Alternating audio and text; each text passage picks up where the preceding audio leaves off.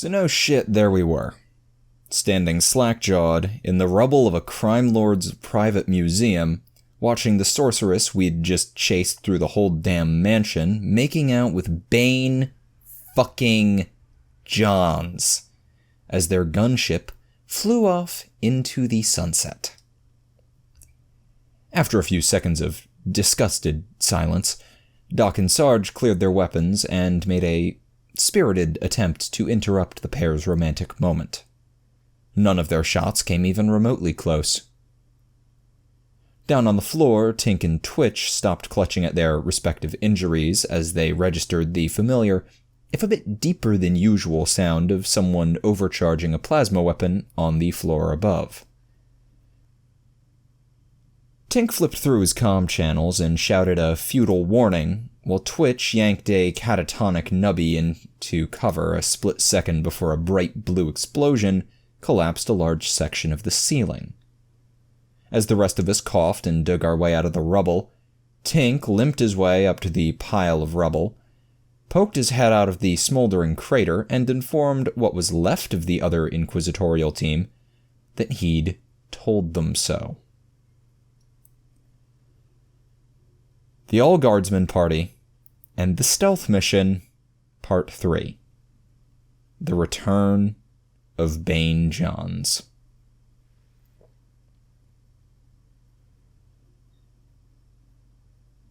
Fortunately for our mouthy techie, nobody upstairs was in any condition to beat the shit out of him.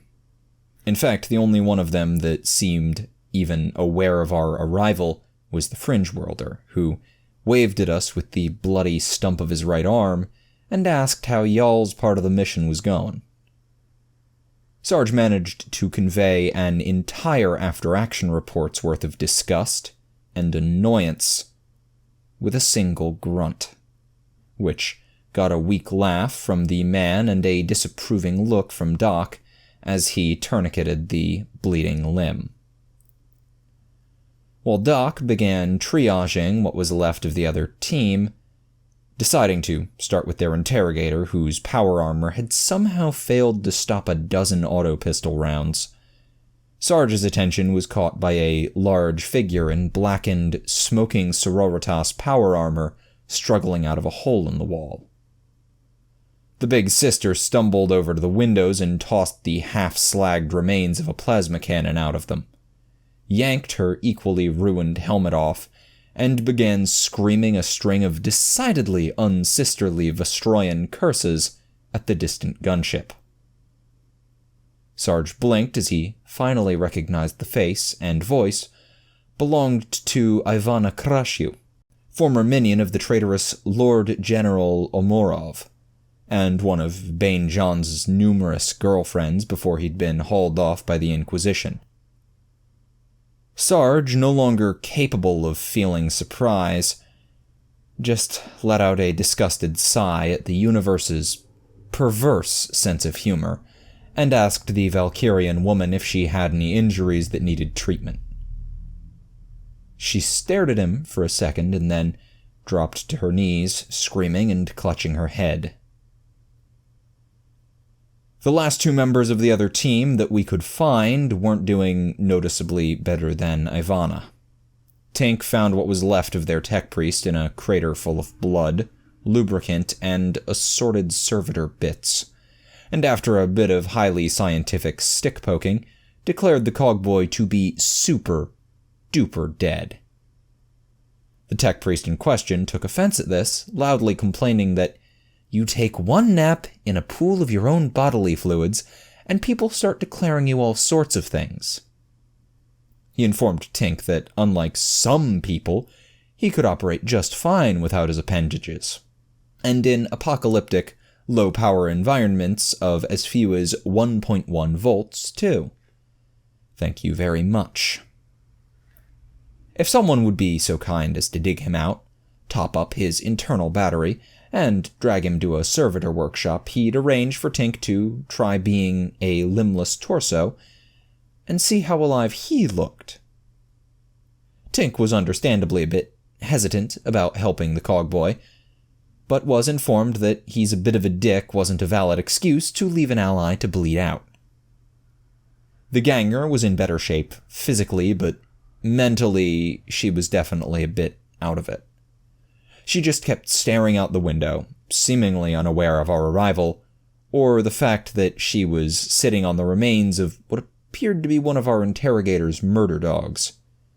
Twitch, interpreting this shockiness as a sign of demonic possession, as opposed to, shock, threw a vial of holy water at her, which at least brought her attention back to the general orbital vicinity, if not all the way down to Earth, as it were. Despite Twitch's insistence that she wasn't as angry as she would have been, and was probably harboring a gene stealer parasite or something, the dampened ganger was allowed to keep her various weapons. We didn't have the spare bag space for them anyway, and was tasked with getting the wounded fringe worlder up and moving. Back across the room, Ivana finally transitioned from tortured screaming to a mix of hysterical giggling and tears. Not being emotionally equipped to deal with crying women in general, much less one a head taller and twice as burly as himself, Sarge decided this probably meant she was uninjured and beat a rather cowardly retreat. He'd only got a few steps before the crying abruptly stopped, and a large, power-armored hand grabbed him by the shoulder.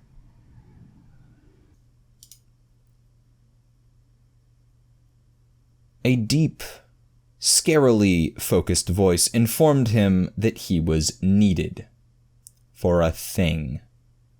Right now. Sarge made a small whimpering noise.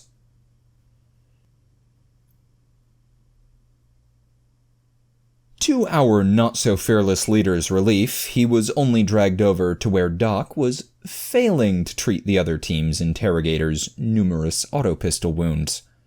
Completely ignoring the medic and his work, Ivana saluted her half-dead interrogator, and in a parade grounds voice, announced that Interrogator Sergeant was formally requesting to transfer to their team. The requestee's confused, "I am?" earned him a glare, a possibly broken shin, and a threatening, "Yes, you are." Sarge wisely decided just to go with it, and hoped that it wouldn't all end in some sort of inquisitorial tribunal for gross misconduct.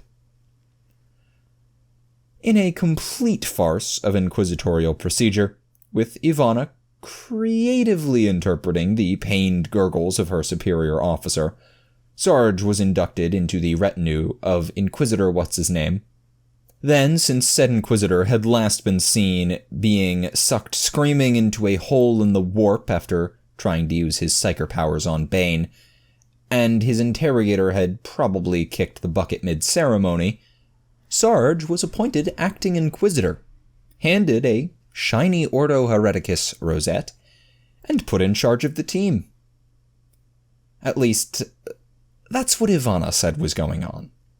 The fringe worlder accused her of being crazier than a bag of something or other, but recommended we just play along and keep the rosette away from her until we'd gotten out of there.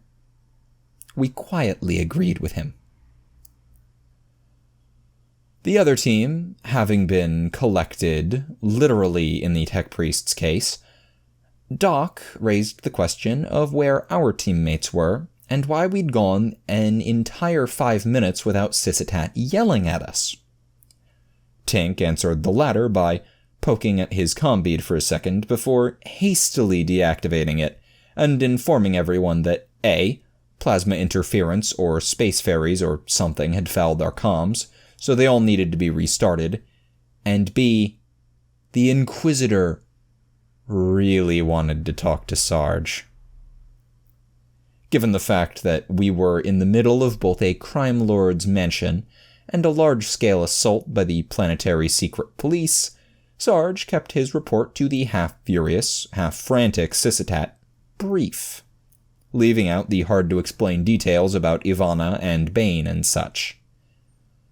The Inquisitor stuck to the basics as well, settling for just a few darkly sarcastic comments when he learned about the Inquisitor's death and the sorceress's escape with the evil box thing. The mission being well and truly scrubbed. We were given the order to pull out. The original plan called for extracting via the parking garage, but we were quick to point out that since the secret police had launched their attack from that way, we probably wouldn't be able to reach those fancy getaway cars, and even if we could get to them, they'd likely been damaged in the fighting or something. It was best to not even try recovering them. Syssitat seemed suspicious, but grudgingly guided us on a path to recover our surviving teammates and exit via the route which the second team had used to get in. Nubby was picked up from where he'd been left moping heartbrokenly around the wrecked art museum, and was attached to the shell-shocked ganger, who just nodded along vacantly with his self-pitying monologue. From there, we made our way back along the trail of destruction Bane had left in his wake, collecting what was left of our teammates who'd tried to attack the two decoy sorceresses and ran afoul of their bodyguard. Of the four of them, the Death Cult assassin was dead. He tried to knife fight Bane. Face was still breathing, but completely catatonic and bleeding from the eyes. Doc put it down as warp bullshit and said he'd probably be fine. Or he'd turn into a demon host. One or the other. The cleric had been shot. Again. One more of our interrogator's cybernetic murder dogs was definitely dead. And another had last been seen sailing out a window. But the woman herself had made it through unscathed, thanks to her decision to chase the decoys instead of Bane. Thankfully, the cleric was still capable of walking, so only Face had to be carried, and the interrogator was actually being cooperative for a change. We'd expected yet another argument about who was in charge, or at least some incessant whining about her dead pets, but she just quietly fell back into line at the back of the group and even followed Sarge's orders. We were incredibly grateful for this, given the difficulty of sneaking our whole ragged little patrol past all the goons and secret police. Twitch declared it to be incredibly suspicious, though, and Ivana constantly seemed to be watching the interrogator when we weren't on the move, too. It took 3 hours and a whole lot of stairs to make it down to where the crime lord's little sub-spire connected to the hive. And then back up to a vehicle-accessible area that wasn't crawling with planetary secret police. The only real moment of interest was a brief firefight with the bodyguards of some noble fleeing the giant Charlie Foxtrot above, at the end of which Ivana's half-slagged power armor finally gave up the ghost. The Sororitas armor was unceremoniously ditched in a closet.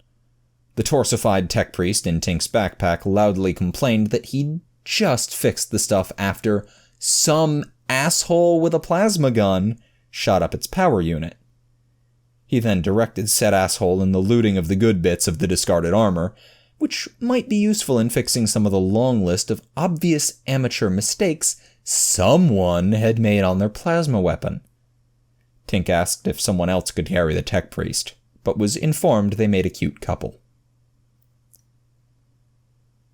Also on the note of Ivana, the disarmed fringe-worlder pulled some of us aside for a few words to explain her. In short, she was crazy. Like, actually, certifiably. His boss had snagged her up for no other reason than to spite Oak for trying to recruit her on Hereticus time, which explained a lot. And she'd subsequently undergone some psycher-assisted re-education, which explained even more. His point was that Ivana was sweeter than a something full of somethings, but even if we'd served with her before, as he was spectin', it wouldn't be a good idea to bring up her past, or her fixation on inquisitorial authority. or whether or not she was actually a sister of battle, or certain varieties of mixed drinks.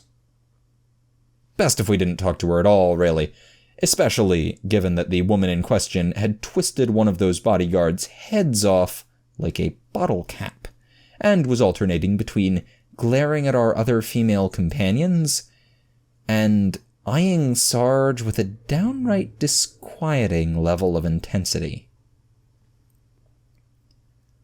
The scan van was waiting for us at our eventual exit, along with the definitely not full of orcs truck, which was being driven by two heavily armed men we didn't recognize.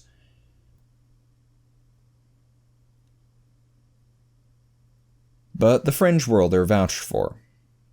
We decided these strange men, who'd almost certainly been tasked with killing our team in the event that we double-crossed their now-dead Inquisitor, were just the folks to take our large collection of wounded teammates, with one specific exception, off for medical treatment by their team's actual real doctor. Syssitat probably didn't agree with that judgment, but we were suffering some mysterious comm interference.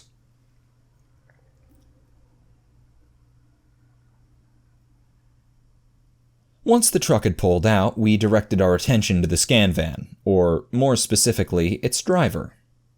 During the hike out, the question of what to do about a certain problematic tech priest had been raised, and the other tech priest had been tapped for some expert advice in dealing with his die-hard Orthodox counterpart.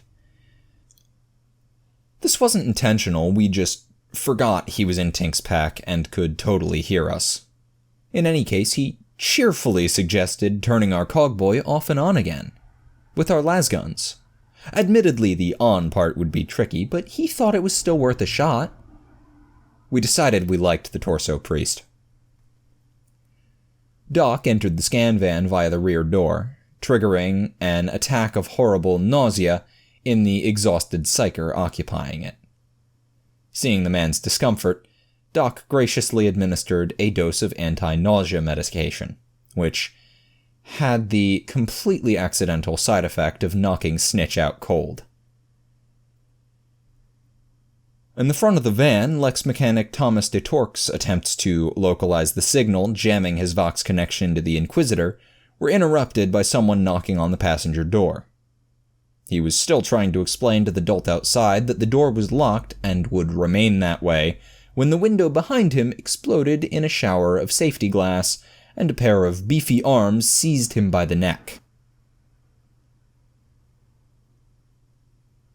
As the tech priest's data feeds were ripped from their sockets and he was dragged kicking and screaming out the broken window, he reflected on the wisdom of antagonizing a bunch of people who viewed violence as more of a first resort. The last thing Thomas heard, aside from all the las and plasma fire, was a muffled mechanical voice calling dibs on his limbs. He hoped it was the Omnissiah.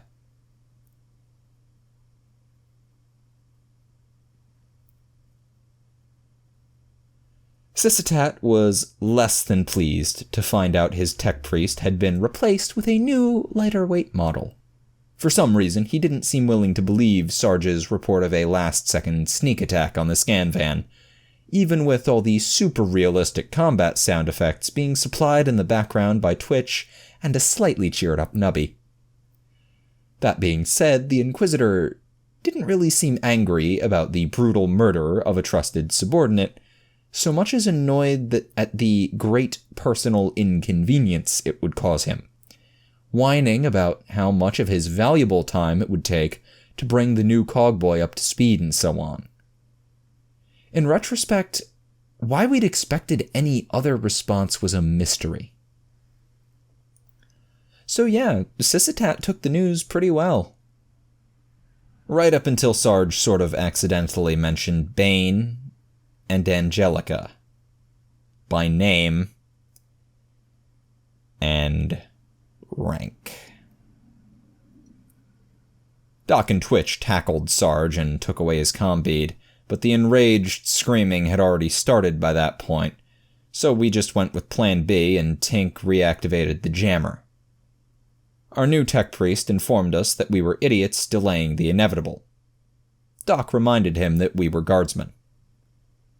The beauty of Plan B was that between the limb attachment, a process which involved a lot of sarcasm and backseat surgerying from the patient, and the interhive traffic delays caused by some big dust storm thing and all the Arbite patrols, we got 12 hours of napping in before the inevitable shit show of the debriefing. This was a very good thing, because the revelation that not just one, but both of the conspiracy agents were our ex-bosses didn't go over real well with the Inquisitor. Or anyone else for that matter, especially the two new guys from the other team, who turned out to be real inquisitorial stormtroopers, and were therefore already a bit ill-disposed towards us. It was only Sysatat's repeated assurances that we were too stupid to have actually planned everything that kept us from being branded traitors on the spot. Sarge thanked him for his support. That set the tone for the rest of the debrief. Though, admittedly, it could have been worse. For instance, the tech priest might have still been alive. That thought alone was enough to keep our morale up through the whole thing. Also, Snitch was too wiped out to do much of his usual fact-checking, so that was nice. And Face spent most of the meeting lying in a corner muttering "wiggle your big toe" to himself.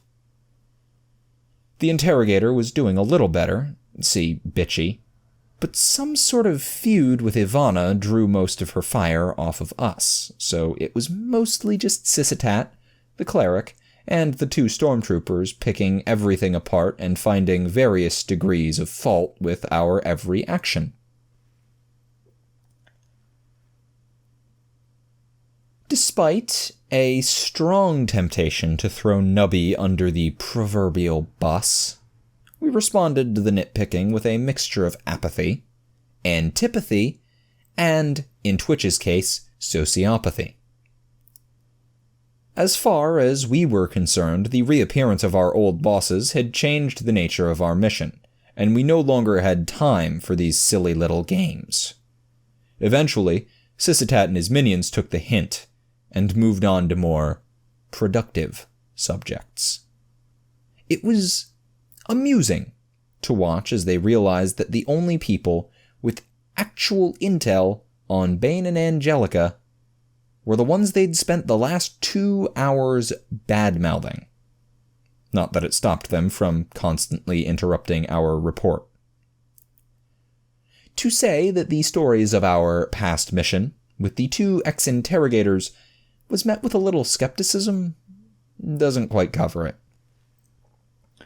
You're making this up, bullshit, and if that actually happened, then I'm an orc in a dress. Why is he looking at me like that? Sums it up a bit better.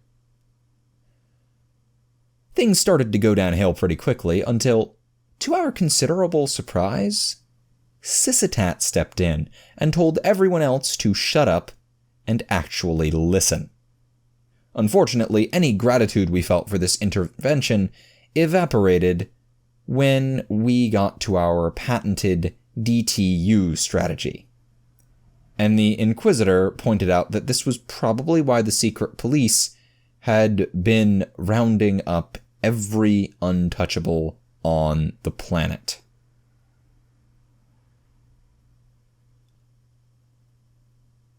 The real kicker was finding out that everyone, including Ivana, who had literal brain damage, had been told, except for us.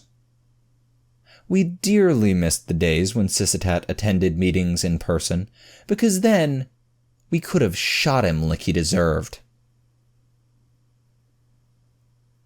Anyway, despite her supposed memory problems, Ivana also chimed in to claim that Bane had some sort of subtle mind control powers, and that these had already been used on the Ganger, which explained why she wasn't present.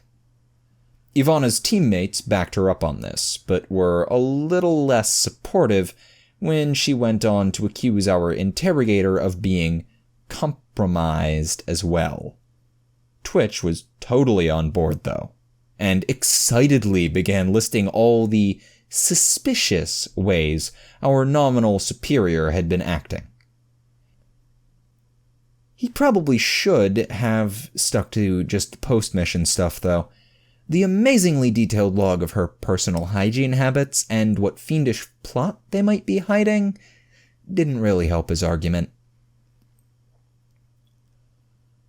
To Sysatat's credit, he took Ivana's, if not Twitch's, accusation seriously enough to wake Snitch up and have the psyker take a few pokes in his interrogator's brain, despite some pretty strong protests on her part.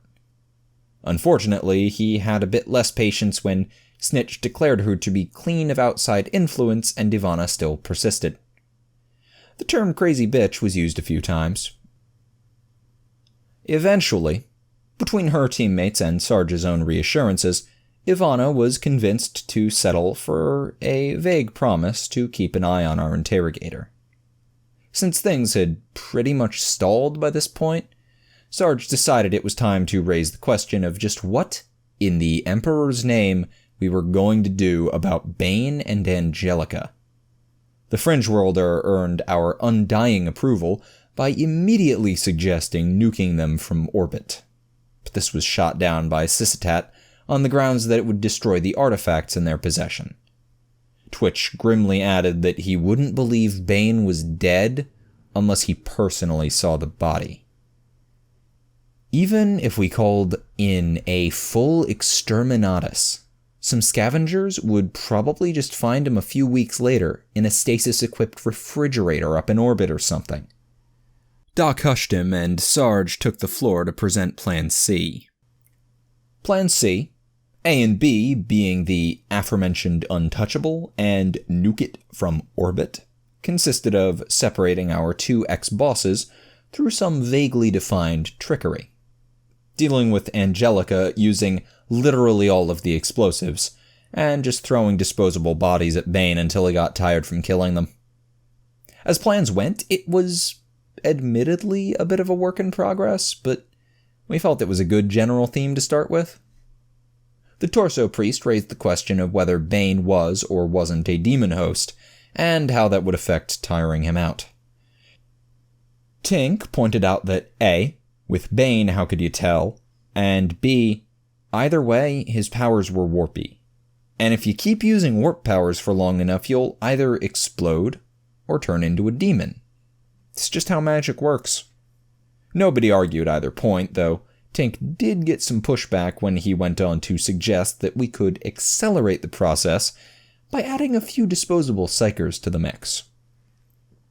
The argument was progressing nicely and was on the edge of turning into a real plan, when Sysatat broke in to inform everyone that we wouldn't be doing that. Any of that. The Inquisitor explained to us, slow people, that our mission was to get the artifacts, not kill rogue Inquisition agents. Everyone present stared at him, with the incredulity that statement definitely warranted, until Doc bit the bullet and asked how he intended to get anything done without, at the very least, killing Bane first. Sysatat just rolled his eyes and explained that the way you dealt with tactically superior enemies was to plan around their strengths and outmaneuver them on a strategic level. It was okay. He didn't expect us to understand. To our disgust, several of the other theoretically sane people present actually nodded along with the Inquisitor's bullshit. Sarge took a deep breath, summoned up every ounce of his half-assed diplomatic training, and attempted to convince Sysatat that he wasn't quite grasping the scope of Bane's powers. He was not successful. We belatedly realized that despite not being physically involved in the recent mess, The Inquisitor hadn't been having the best day. When Sarge tried to explain how terrible his idea was, and how dead we would all get attempting it, some sort of dam burst inside the man. It was... well, you couldn't call it impressive, exactly. What with his stature and the fact that he was only a hologram. But it was definitely a bit surprising. Like being savaged by a fat little dog. A yappy one. It would have been hilarious if he wasn't our direct superior. Syssitat's little tantrum ended with him declaring us banned from all meetings and ordering us out to do some things.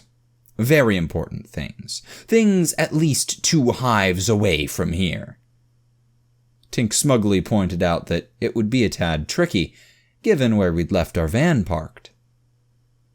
The Inquisitor almost grinned as he pulled up a hologram of a tiny 3-wheeled car and informed us that the tech priest had managed to order us a replacement before his unfortunate demise.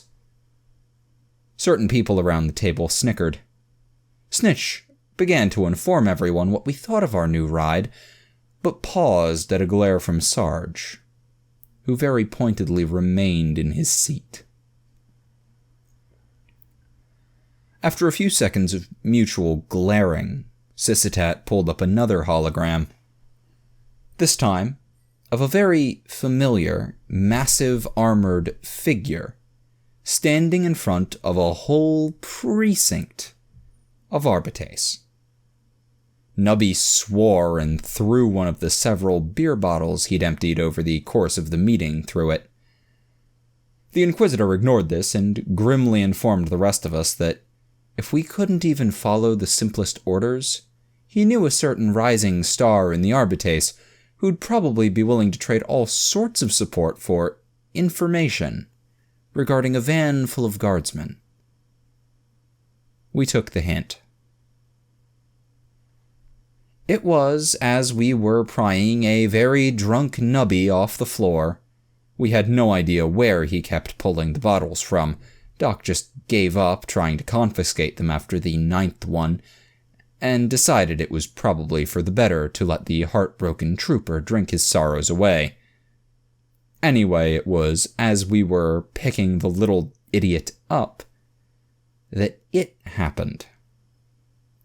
Threat made, Syssitat had dropped us from his attention and began outlining his plan for integrating what was left of the other team into ours, under his interrogator.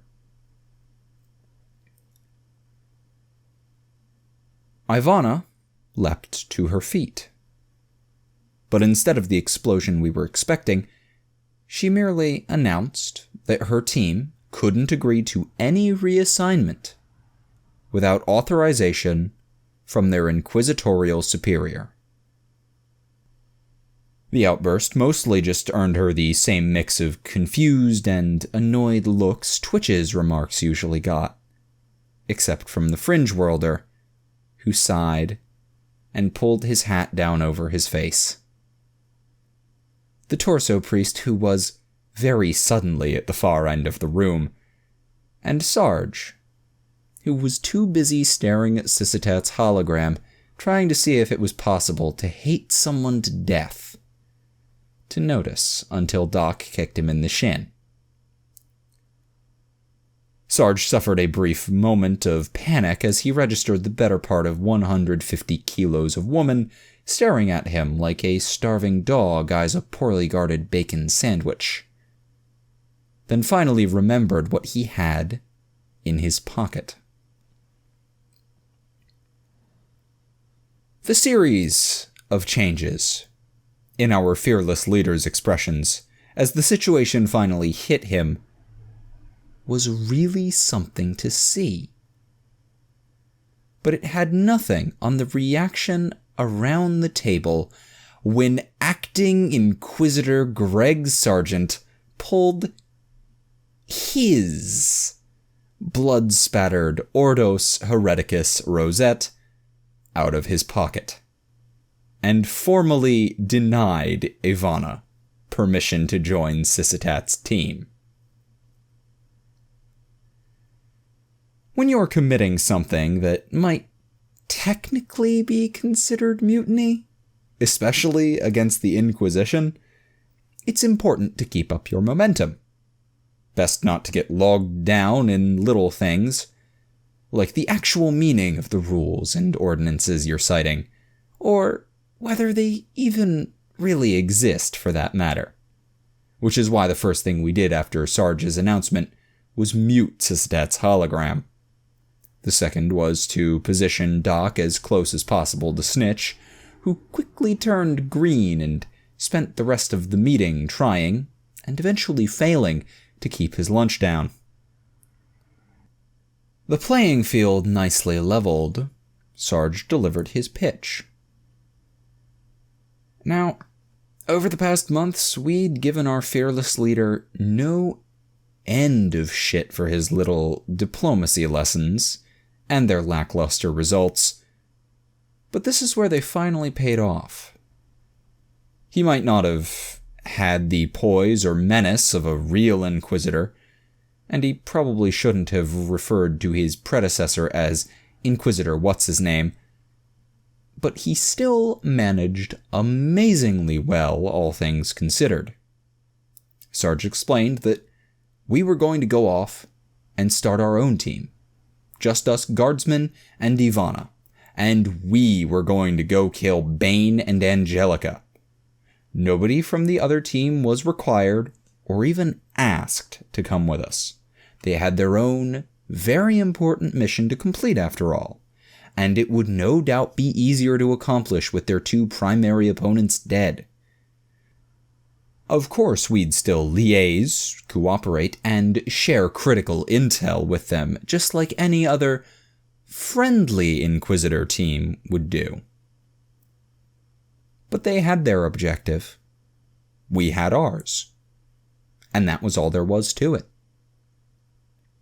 I'd like to say we left a mixture of stunned silence and scattered applause, but it was more of a you won't last 10 minutes atmosphere.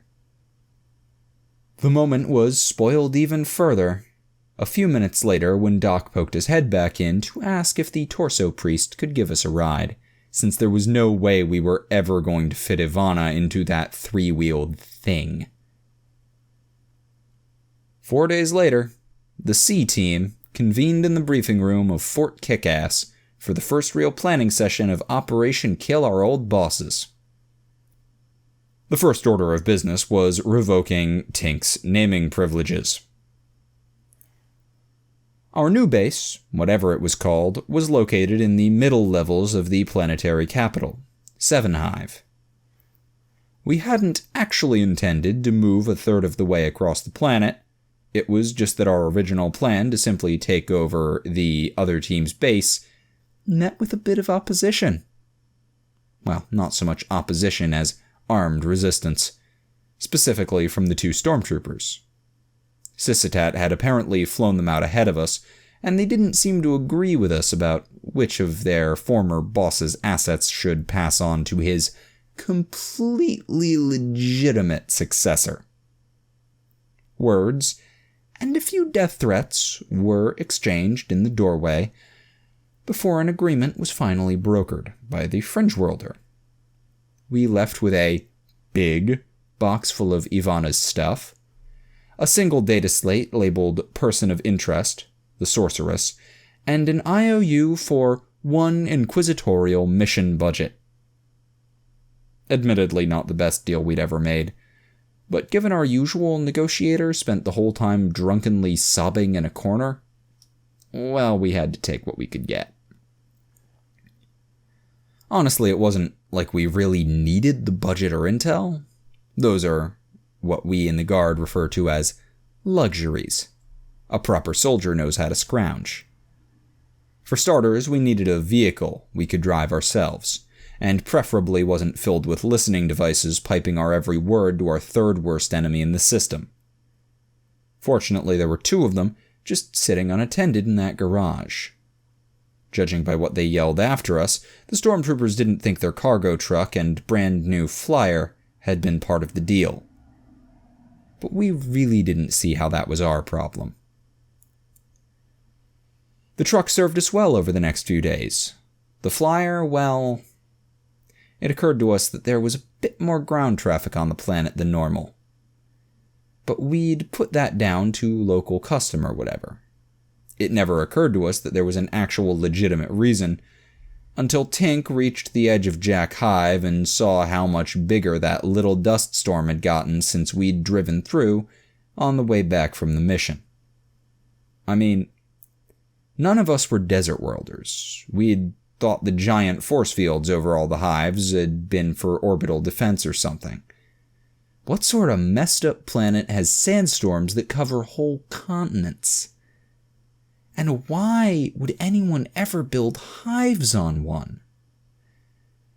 We asked some of the locals, but all we got was some bullshit about planetary ecology and rogue traders working in mysterious ways. Anyway, we'd already decided it'd be for the best if we left Jack Hive, so we wound up just hawking the flyer instead of trying to figure out how to transport it via ground or armored shuttle. Of course, doing this required getting Nubby sobered up and at least nominally functional, which was a project all on its own. Doc made liberal use of the various anti-something-or-other pills that had come with Ivana's stuff. They'd been handed over by a pudgy old woman who we assumed was the other team's surgeon, and had come with a detailed administration guide. But Ivana insisted she really didn't need all, or really any of them. So we had plenty to force down Nubby's throat until the desired result was achieved. Doc hadn't exactly approved of this treatment. Not that any of that medical ethics or substance dependency stuff had actually stopped him from administering the pills, he just complained a lot while doing it. Sarge promised he'd figure out a better solution, possibly involving an actual licensed therapist, once we got to our new base. Getting to said new base went smoothly enough, all things considered. Our exit from Jack Hive was made slightly interesting by the number of traffic cops and Arbite patrols, suspiciously large in our opinion. Fortunately, the low hive route Nubby's used flyer guy sent us on got us past most of them, and the one traffic cop that did stop us didn't seem to know what to do when he encountered Ivana in the driver's seat. We heard him muttering about transvestite truckers as he stalked back to his bike. Once on the Interhive, it was smooth, if a tad windy, driving to 7, which was chosen as our destination for the simple reason that it was where the dossier said Angelica and the secret police were based. Admittedly, this was probably the exact same reason Sysitat and the other team hadn't made their base there, but we felt they were overthinking things a bit. The place was a hive, damn it. They're big. Even with Bane's bullshittery, we highly doubted she'd be able to keep the whole place on lockdown. The border, though, and the big vehicle inspection checkpoints leading through it, well, that was a slightly different story. Fortunately, we were highly trained inquisitorial agents. Now, whatever passed for the Inquisitorial Handbook probably has a whole chapter dedicated to inserting oneself into hostile territory without raising suspicion. There's gotta be page upon page about disguises, facial reconstruction, falsified identification documents, black market traffickers, and probably even more on how to covertly make contact with the local authorities. We didn't do any of that.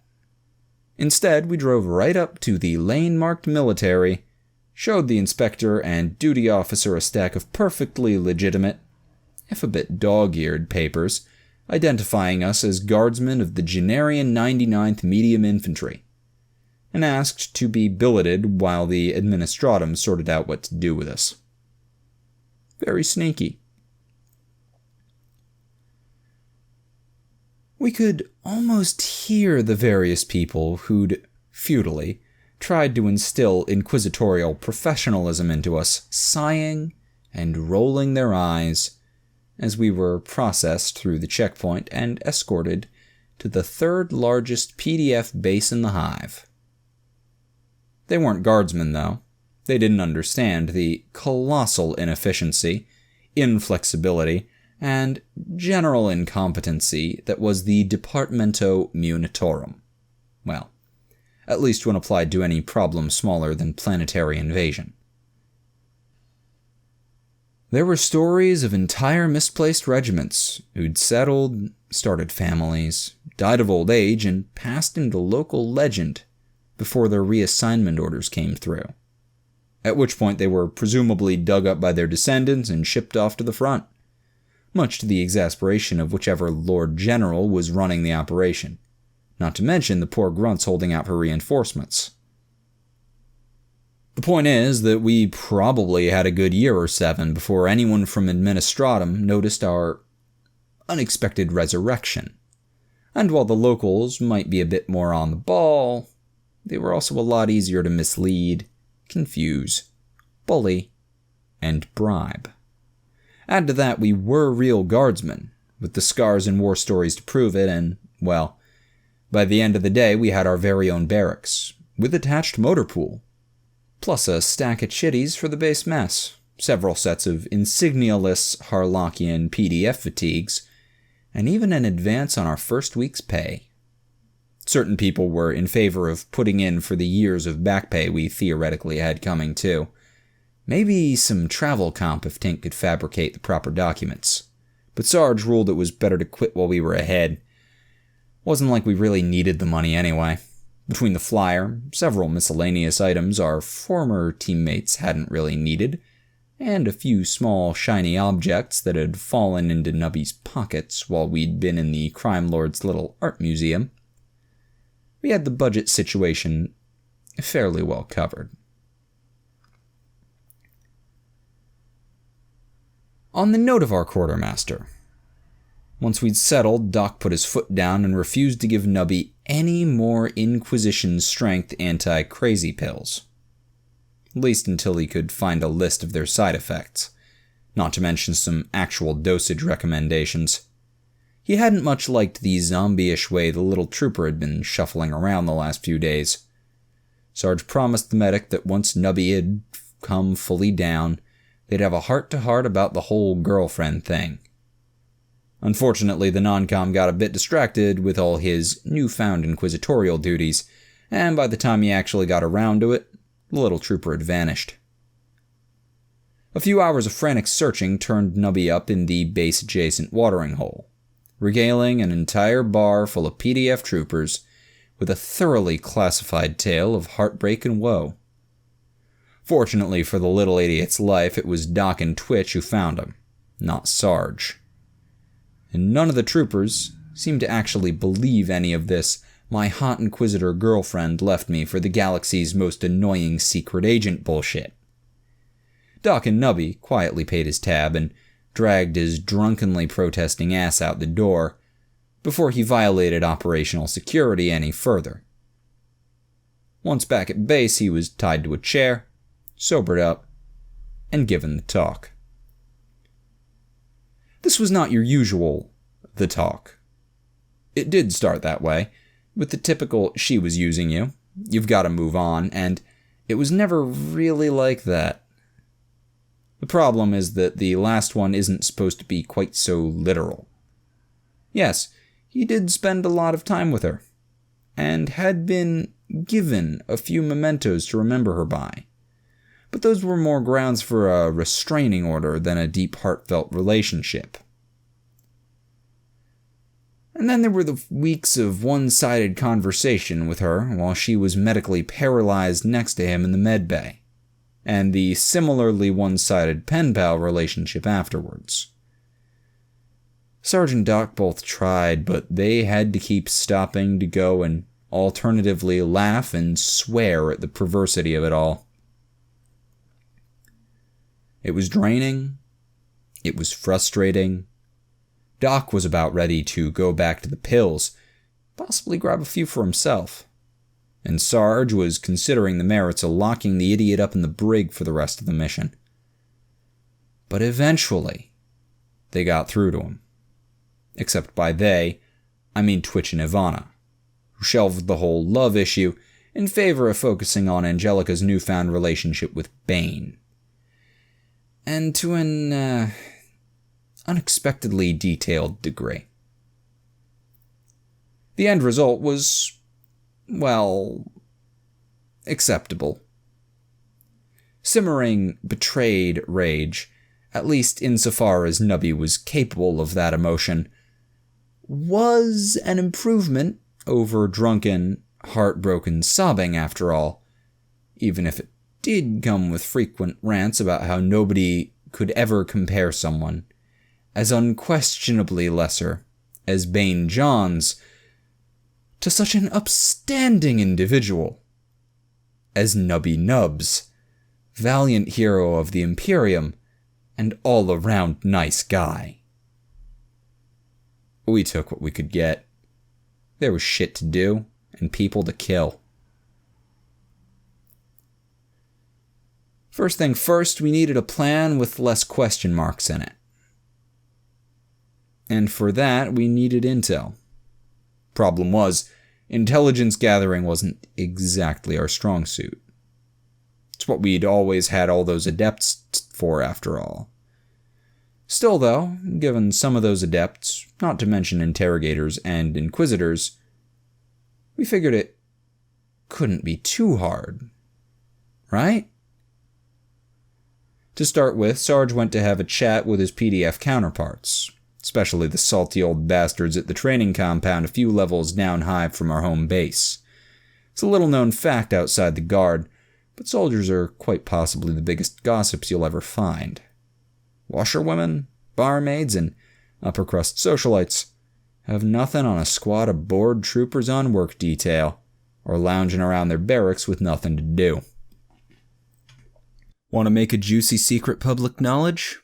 Mention it within earshot of one of those expressionless, easily ignorable gate guards, and every trooper in the regiment will know it by next chow call. It's a widely believed fact that the military grapevine can actually outpace the Astra Telepathica. If the story's good enough, that is. NCOs are no exception to this rule. In fact, they're the ones with the juiciest tidbits. It's just a matter of getting them talking. Sarge could do this easily. The real challenge was getting them to shut up again once they got going. Now it's been said that the military grapevine can outpace the Astra Telepathica. If the story is good enough, that is, which is where the problem lies for inquisitorial agents. Secret heretic cabals, shadowy puppet masters, and secessionist plots don't qualify as interesting. At least, not according to your average grunt. If Sarge had gone in there trying to get info on Angelica and her conspiracy buddies, he'd have struck out. Well, maybe not if one of them had seen her in person, but even then it wouldn't be her nefarious plots or political maneuvering they'd be talking about. Fortunately, though, our other target just so happened to be Bane Johns, self-styled interplanetary man of mystery, and just about the least subtle person this side of the Eye of Terror. Sarge didn't even have to try. The second story he heard was about someone gunning down an entire Underhive street racing ring for stealing his car, finding out it had actually been towed, somehow winding up sleeping with the daughters of the Hive's traffic control coordinator. All while blind drunk. The third, sixth, and eighth stories were all Bane too, and it didn't take long to find out there was actually a celebrity tabloid dedicated entirely to him. It was honestly sort of sad, especially when Sarge realized he'd seen the tablet on sale weeks ago. It definitely raised the question of what the hell Sysitat and his minions had been doing all this time. I mean, how do you ignore something like gas attack on planetary rare metal reserve, business mogul thrown from private flyer, deadly hat attacks, famous aerobatics ace falls in love? You'll never guess what these 4 things have in common. Didn't take long for Sarge to pinpoint the general region Bane called home, get in touch with the PDF and Hive police forces that patrolled the area, and ask them some pertinent questions. By the end of 2 weeks, we knew everything about the man's location, habits, and relation with the locals to plan our hit. At least as far as Bane was concerned. Angelica, and the variably lengthed leash she kept the man on, were a whole nother matter. Sarge did try and even pushed the more easy talking of his few NCO buddies for info on the secret police, but there were limits on what even the drunkest of drill sergeants will talk about. Tink had a bit more luck digging through the PDF's poorly secured comm records, at least finding some person of interest files describing Sysitat in oddly high detail, as well as most of our former teammates and 7 rogue inquisitorial stormtroopers. It was a bit offensive to be lumped in like that. We'd have thought Angelica at least would have remembered us better. Nubby was the only one who even rated a description, and that was just a horrid-smelling, rattling mascot. Steele's underwear. Tink did find some more accurate person of interest notices coming from the Arbites, though. But they described us as guard deserters, which we very provably weren't. In any case, Sarge kept working his new beer buds for every scrap of info they'd part with. And the rest of us got our shit together for a good old-fashioned strike. While Sarge sarged with the Sarges, Nubby, once he'd been sorted out, did his usual thing. Within a worryingly short amount of time, he was wheeling and dealing out of an underutilized storage shed and steadily expanding both our budget and the list of guys he knew. The information he got as part of the process was a tad dubious, and the rest of us weren't quite sure if it was worth all the arguments with the base MPs. But all was forgiven when he finally got in touch with a certain corruptible quartermaster over in the armory. Twitch practically cried when he cracked open the first crates, plural, of det packs, mines, razor wire, grenades, other types of grenades, and assorted anti-armor ordnance. The rest of us were a bit more interested in the box containing half a dozen excellent quality hotshot lasguns with full attachments and a nice, standard, guard issue, hopefully machine spirit free, plasma gun. Tink's modified Astartes weapon was gleefully tossed into the nearest trash can, which immediately caught fire. He was less happy when Sarge made him put out the trash fire, fish the gun back out, and then strip his modifications and get the thing reconsecrated. You know, just in case any Space Marines came asking for it later. There was probably a limit to how much Astartes war gear we could misplace, after all. Anyway, once Twitch was resupplied, the ensuing frenzy of fortification was everything we'd wanted over the weeks in that damn hab. It did wonders for our relations with the military police, too. Just one little incident was all it took for them to decide they'd rather submit politely worded notes via post instead of banging on our door in the middle of the night. Of course, there were some raised eyebrows up in the local brass, but a little extra fortification is far from the oddest thing a visiting guard regiment has done, especially if you include feral world regiments or Ogrins. So they didn't kick up too much of a fuss, and Sarge got them sorted in exchange for a promise not to extend the perimeter any further. As for the one particularly annoying PDF commissar who started poking his nose where it wasn't welcome, possibly for the same nubby-related reason the MPs had been, a short chat with Twitch and our Valhallan auxiliary convinced him he really didn't want any part of our craziness. In fact, he seemed firmly convinced we should be kept as far away from his troops as possible, just in case we were contagious or something.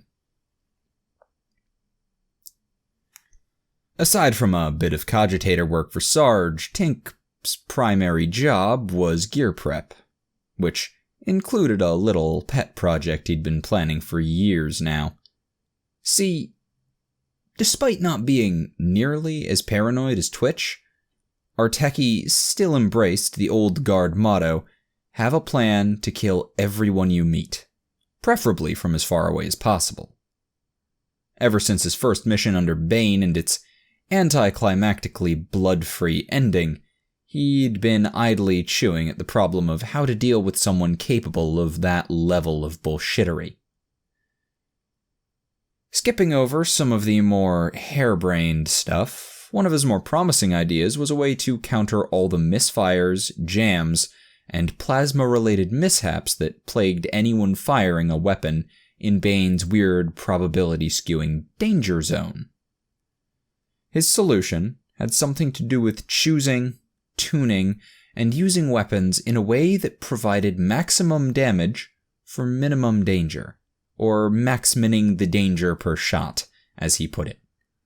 Honestly, none of us really followed the fine details, or understood why Tink needed so much firing range time, or so many boxes of assorted weapons, including the oldest, most used lasguns in the range's armory for some reason.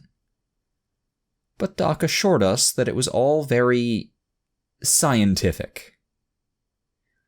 In addition to translating and mediating for Tink, especially when the techie's request for a platoon of your slack-jawed PDF yahoos to fire these guns for me raised issues with a decidedly non-slack-jawed range officer.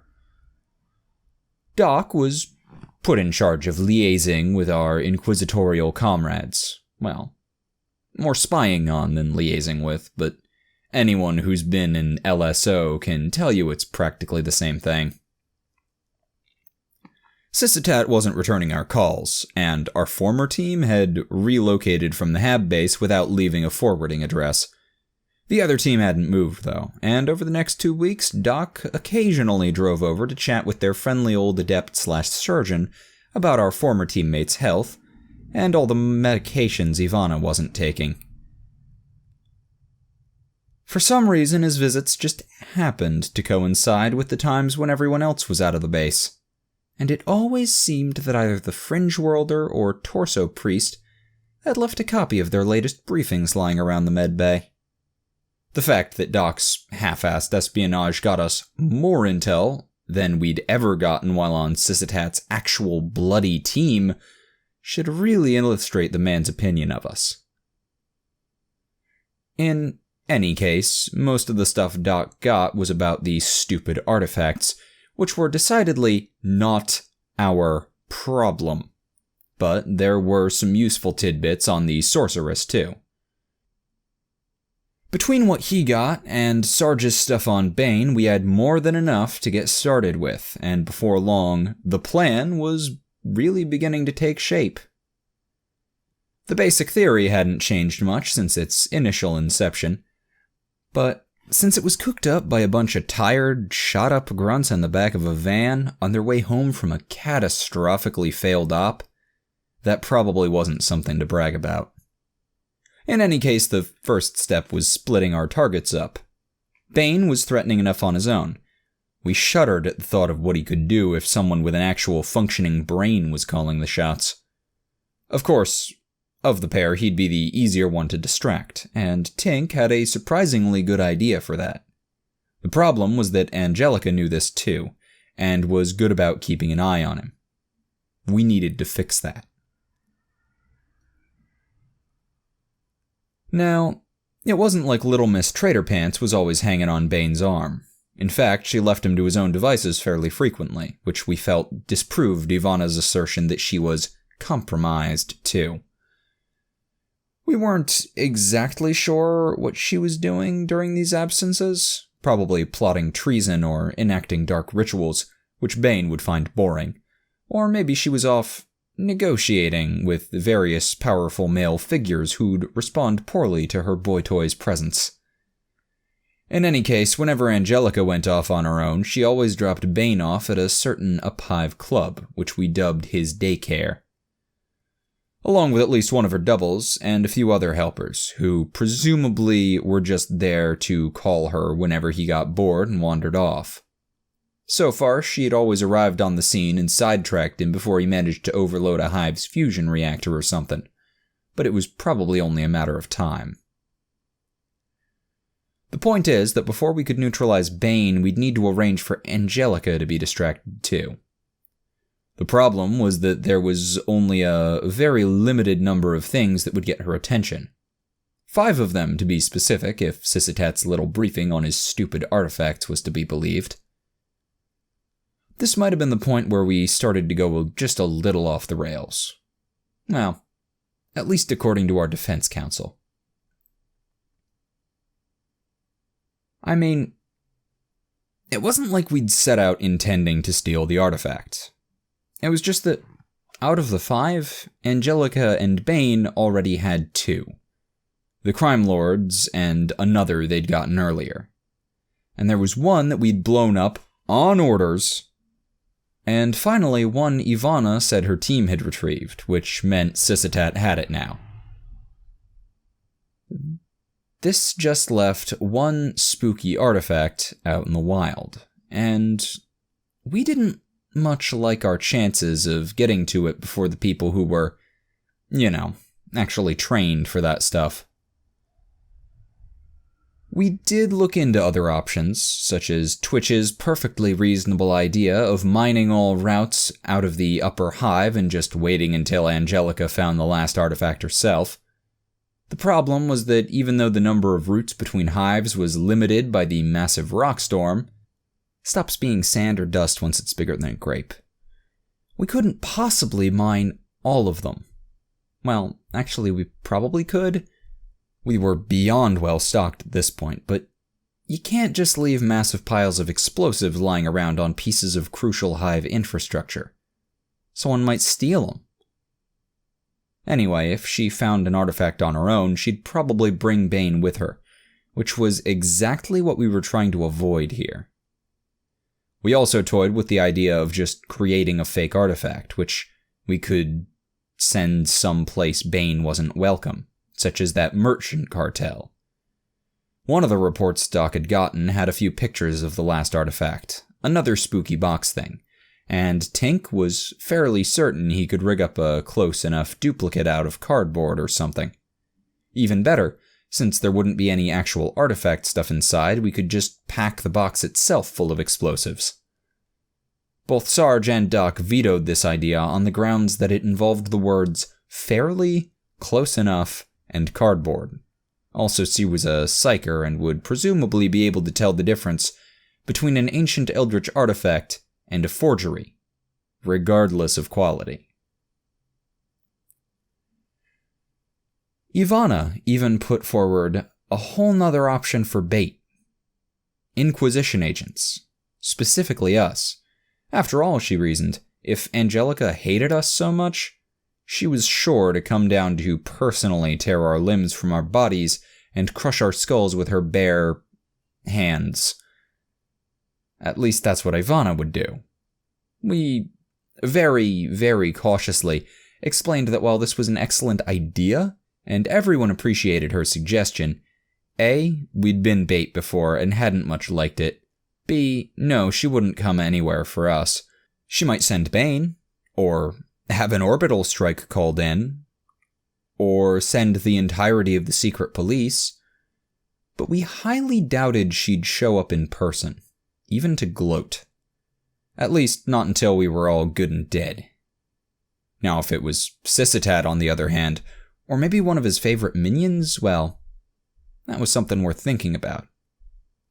Or it would have been if we weren't totally above that sort of thing. So, we really did our due diligence on this. But it was just that we had to get an artifact of our own. And of the 4 still existing, we only knew where one of them was. It was, inevitably, Nubby who raised the question of if, just hypothetically, Syssitat really needed his. After all, if Angelica and Bane were dead, wouldn't that practically solve his whole scavenger hunt problem for him? It would be for the greater good, as the Tau weirdos would say. The saner members of the squad watched in increasing alarm as first Twitch, then Tink, and Ivana chimed in to add their support, and began planning what was quite possibly the most harebrained heist in inquisitorial history. When they got to the part with the clown masks and the giant wooden badger, Sarge finally put his foot down.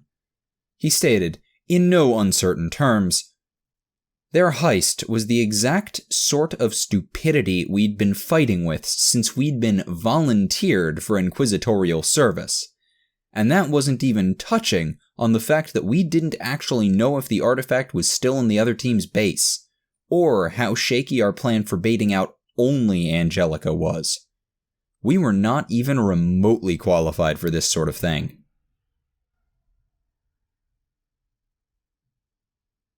Fortunately, we knew a few people who were. Admittedly, they were the exact same people we were planning on stealing the artifact from, but that just put them in a uniquely good position to get it for us. All we had to do was convince 1 or 2 of Syssitat's minions to sell him out.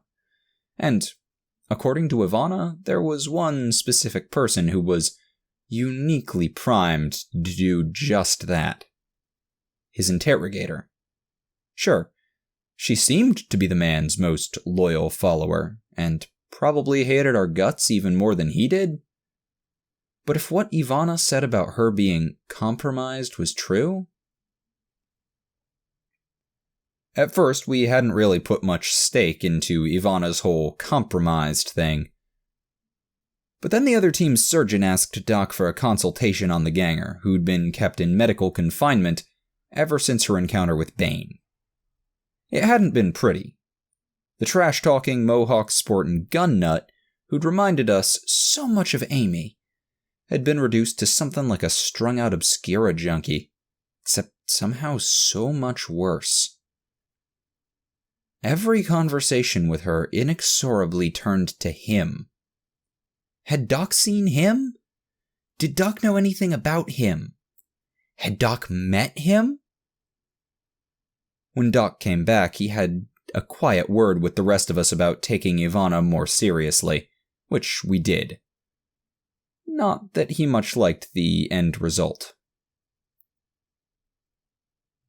Mind you, even if Ivana was right, and the interrogator was just as brain-damaged as the ganger, only a lot better at hiding it, that didn't mean she would go steal us an artifact just because we asked nicely.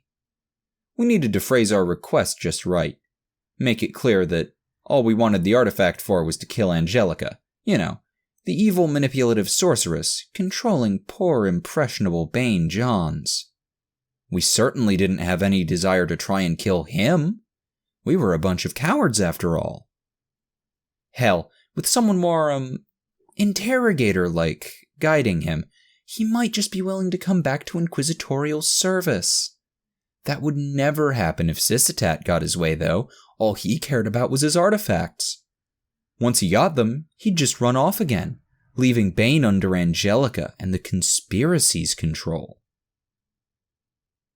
Yeah, the real problem wasn't so much the phrasing as keeping a straight face. Especially since it would be Doc doing the delivery, which is why, instead of making his pitch to the interrogator directly, he went and visited the one person even more compromised than she supposedly was. Doc wasn't very happy with his role in Operation Exploit the Mentally Traumatized for strategic gain, but he grudgingly made one last trip to the other team's base, with the equally grudging help of their surgeon, our medic had the most obviously staged conversation in the history of espionage in front of the ganger, who briefly escaped during the interrogator's next visit to their base. The fact that this all somehow worked was mind-boggling. A few days after Doc's visit, we received a calligraphed note informing us a distraction would be drawing the sorceress's personal attention to Jack Hive. Day after tomorrow. 2 days of frantic scrambling later, Sarge and Ivana were in position on a maintenance walkway overlooking interchange 7JU-4, trying to look as bored and PDF-like as possible, and hoping their heavy weapons weren't visible from the lanes below. Across the way, Doc was leaned against an inappropriately camo-knitted las cannon, desperately trying to ignore Nubby's dissertation on the inherent deviousness of all women. Above both groups, perched on the network of pipes clinging to the underside of the junction's 16-lane northbound overpass, Twitch sat with his pile of detonators, watching the incoming traffic like an especially jumpy hawk, and periodically rechecking the distance markers he'd placed along the roadside. 30 kilometers away, some of them vertical, Tink double-checked his comm connection to the auxiliaries, watched his chrono tick down to 0, and stepped into Seven Hive's most famous club. He then sheepishly stepped back out, and proceeded around to the service entrance before the bouncer tore his head off. At T+15 minutes, Tink had changed into his disguise, delivered his package, and was in position in the discreet spot the bribed paparazzi had told him about. At 20, one of the lookouts Nubby had hired, "Honorably tired PDF veterans, every one of them," reported a flyer with a planetary government IFF transponder landing, and a man with a real fancy lady exiting. Twitch switched his data slate over to the appropriate feed, and immediately recognized Bane and Angelica, and switched to visual as they entered the club proper and proceeded to their usual spot. He watched them carefully as they settled in and ordered drinks, patiently waiting for the moment when Angelica would quietly slip away. Then he kept waiting. Over an hour and 3 false alarms later, Sarge calmed Tink to check what was taking so long. The techie, in turn, called his increasingly annoyed observers to check for the 9th time whether any vehicles with the appropriate fast lane tags had left the garages. He got a combination of drunken slurring, hacking coughs, mutters about shrimp, and quacking, which equated to a firm no. Except from the landing pad team, who angrily, not to mention drunkenly, told him they hadn't seen anyone at all since the flyer that dropped Bane off. The one with the hot pilot had left to park somewhere else.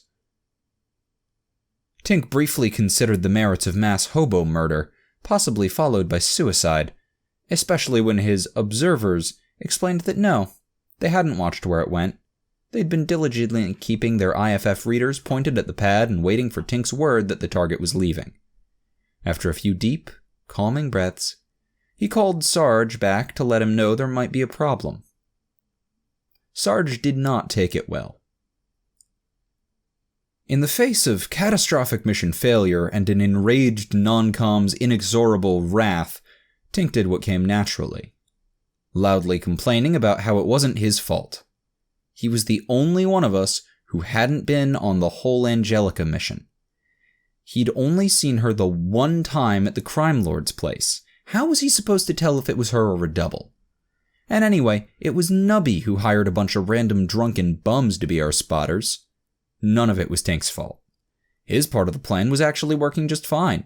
Bane had already gone through 3 bottles of the exceedingly fancy stimulant-infused liquor Tink had delivered, and he was ready to put his distraction into play at a moment's notice. In fact, he could do it right now, with or without the double there, because his plans always worked. Sarge just screamed at him to do absolutely nothing without further orders, and then cut the comm. In the pained silence that followed, Doc quietly told Sarge it was probably time to call Syssitat and tell him what was happening. He could actually hear the non-com's teeth grinding from the far side of the interchange, but didn't get a response. Rather than argue, the medic just sighed, dialed his long-range comm to the surgeon's number himself, and asked her forward up the line. He'd gotten as far as the torso priest, whose immediate response was to ask what we'd fucked up, before Sarge finally manned up and grudgingly took over the call. Now, Sarge had been embarrassed before. In fact, since joining the Inquisition, he'd been the most embarrassed he'd ever been in his entire life on several occasions. It didn't seem possible. Surely there was some upper limit where you'd actually literally die of it. But somehow, he kept managing to reach new heights. His conversation with Syssitat, admitting we'd lost the sorceress, who was probably halfway to Jack Hive to pick up an artifact, maybe just possibly from the cartel's subspire, was one of those moments. He did, at least, manage to remember the old diplomacy adept's advice about admitting things, but it was a moot point since the Inquisitor's first words were, "It was you!" Actually, skipping over the abuse, mockery, and general angry Inquisitor noises, Syssitat took it surprisingly well. He eventually confirmed Angelica's arrival in Jack Hive via the governmental Vec train and her acquisition of the artifact, and agreed to track her for us. He even grudgingly admitted that we'd chosen the best spot for our ambush, which was vaguely worrying, given we'd never told him that. He instructed us to hold position and refrain from contacting him again. He'd let us know when Angelica was on her way back and would provide tracking information once she was in our hive. But in the meantime, he had far more important things to do. Sarge accepted this as gracefully as he could manage. Despite Syssitat's assurance he'd warn us in time, the wait was absolutely nerve-wracking. Tink had the worst of it, sitting across from an increasingly drunk Bane and the Angelica look-alike. He was on the verge of activating the distraction himself, whatever Sarge said, when the 30-minute warning finally came through. The techie breathed a sigh of relief as he finally got the word go, redonned his white coat and cheap wig, and did one last check to make sure he had the right address for the Arbites Precinct Fortress. Bane Johns, interplanetary man of mystery, lovable rogue and all-around badass, had been having an okay night, all things considered. Sure, Inquisitor girlfriend had ditched on their date, and the arm candy was being especially fussy tonight. But the new drink they were serving was absolutely amazing. He was definitely getting bored, though, and the chick was starting to really harsh his groove. Maybe it was time for a nice walk. He always found something interesting to do when he went for a walk. Inquisitor girlfriend would nag him afterwards, but she never stayed mad. She understood a man as awesome as him had needs. Bane was about to ditch when what's-her-name got all bothered about something and left on her own. He didn't worry about it. Chicks did that all the time when he was bored of them. He was on his way to the windows. Doors were so passé, when a little old guy with a briefcase in one hand and a huge bottle of that new drink in the other walked up to him. He thought the guy looked a bit familiar, but he stopped worrying when the geezer passed the bottle into his hand and opened up the case. Bane's eyes lit up as he took in the impressive array of gadgets, beautiful pair of autoguns, and reconnaissance photos featuring a sinister-looking building and a nicely filled-out young woman. The planetary governor's hot daughter has been kidnapped by ninjas. Are you a bad enough dude to save the planetary governor's hot daughter? Sarge grinned with relief as his PDF issue scanner picked up the first confused chatter on Arbites bands. He reminded Tink to return as soon as he was sure Bane didn't need any more combead prodding, and turned his full attention to the ambush. According to Sisitat, now that Angelica had her prize, she was traveling in a 6-vehicle semi-armored secret police convoy. Not that the armor would do much good against the literal crates of high explosives that had been crammed under the interchange. Admittedly, there was going to be a bit of collateral damage, but this was inquisitorial business. The civvy body count would be positively minuscule compared to, say, an exterminatus. The non-com was doing a final weapons check with Ivana, not that they'd really be needing to once the explosives had done their bit, when he received the final message awaited from Sisitat. What Sarge and the rest of us were expecting was a last-minute update on which of the reserved lanes under us Angelica would be taking.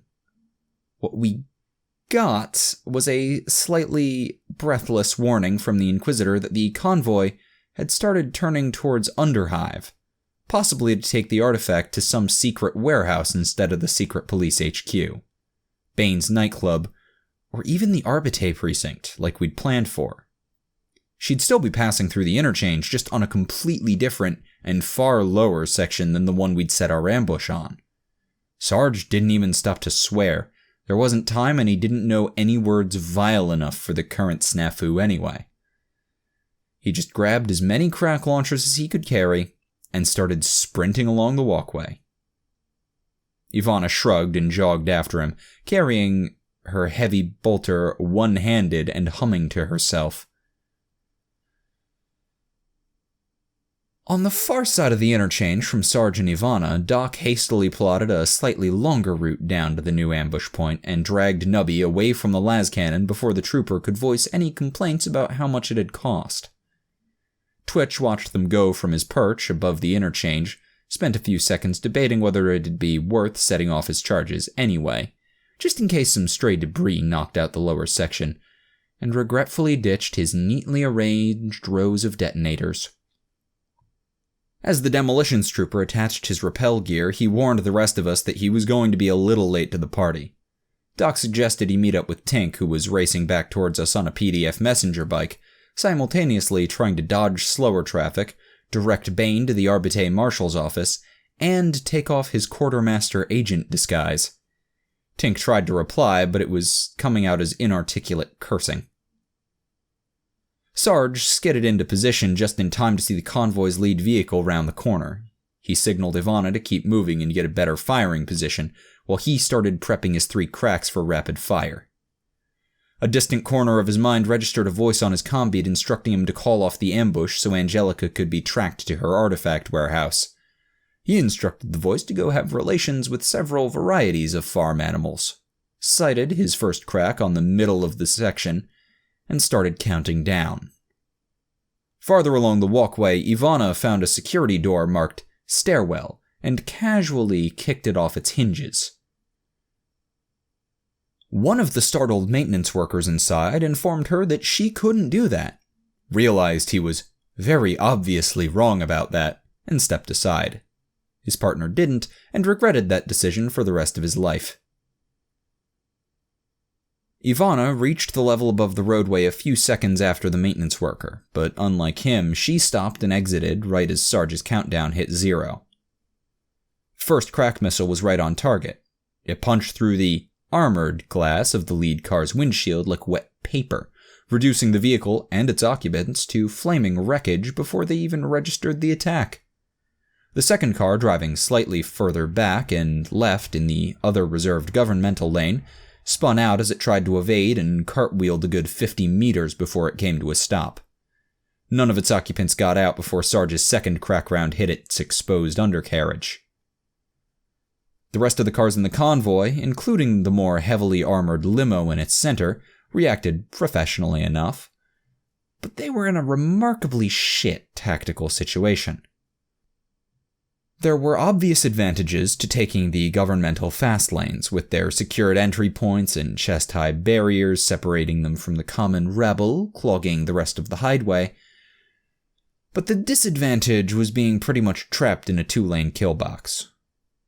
The only smart move available was to try and bust through the wreck of the first cars and keep moving. But 3 more cracks, Sarge's last one and 2 from where Doc and Nubby had just come out on the wall above them, were enough to completely block the way, with a massive pileup of other governmental vehicles already blocking the way behind. The secret police took the only option left to them and started getting out to return fire. From her slightly elevated position and across the highway from the convoy, Ivana opened up on the disembarking secret police with her heavy bolter, greatly increasing the panic level in the 8 lanes between them.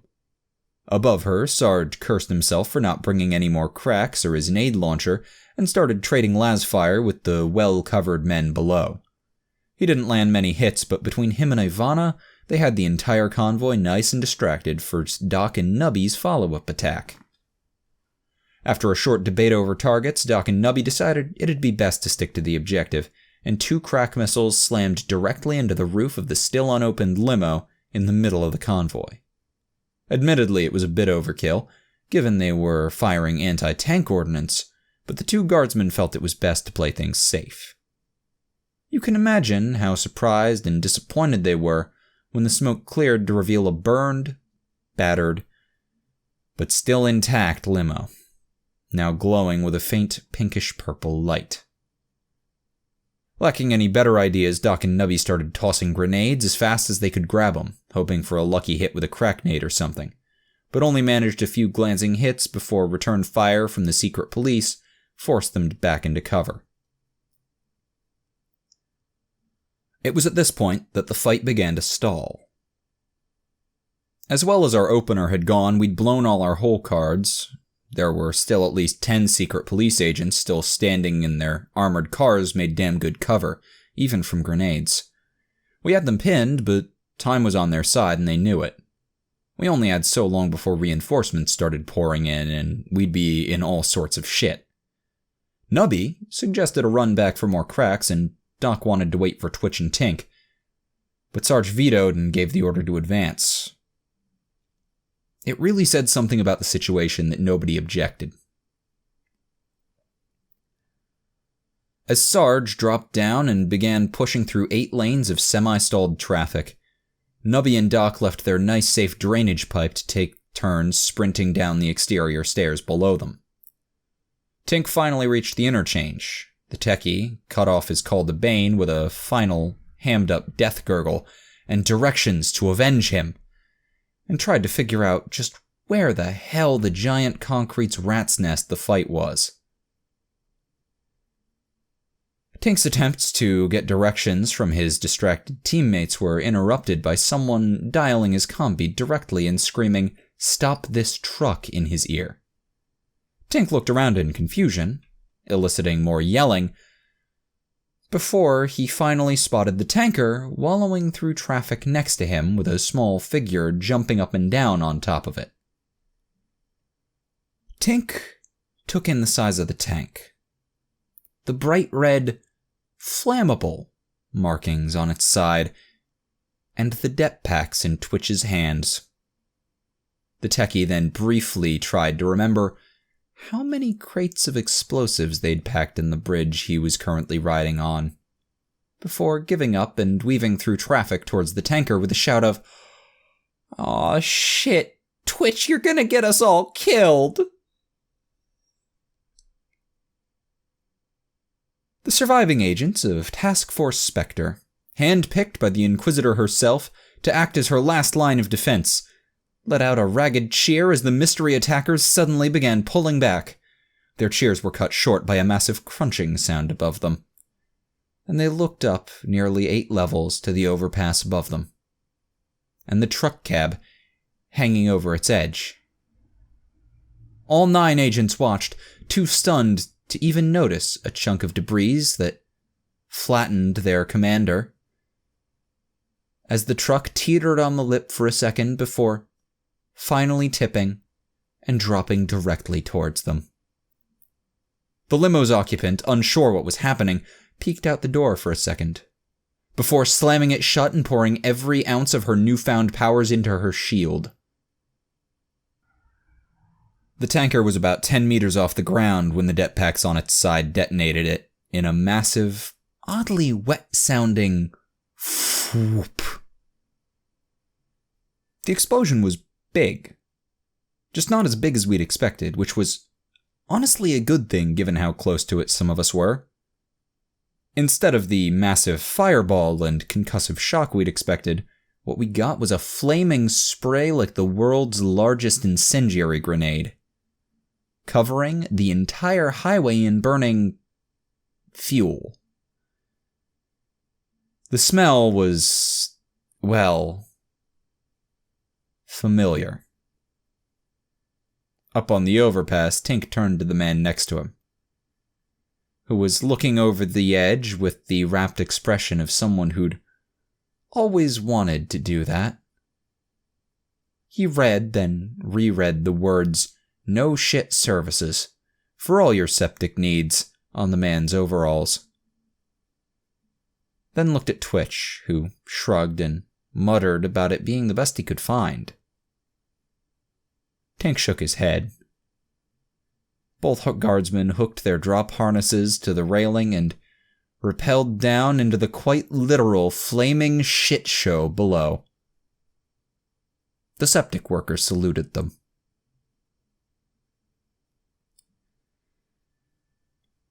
Sarge was the first to arrive at the smoking epicenter of the explosion, but the rest of us weren't far behind.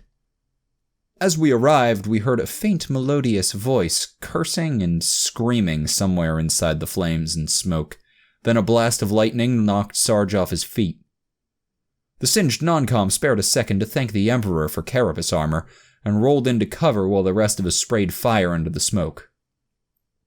Somewhere inside, Angelica screamed something eldritch-sounding, and demonic figures started rising out of the muck.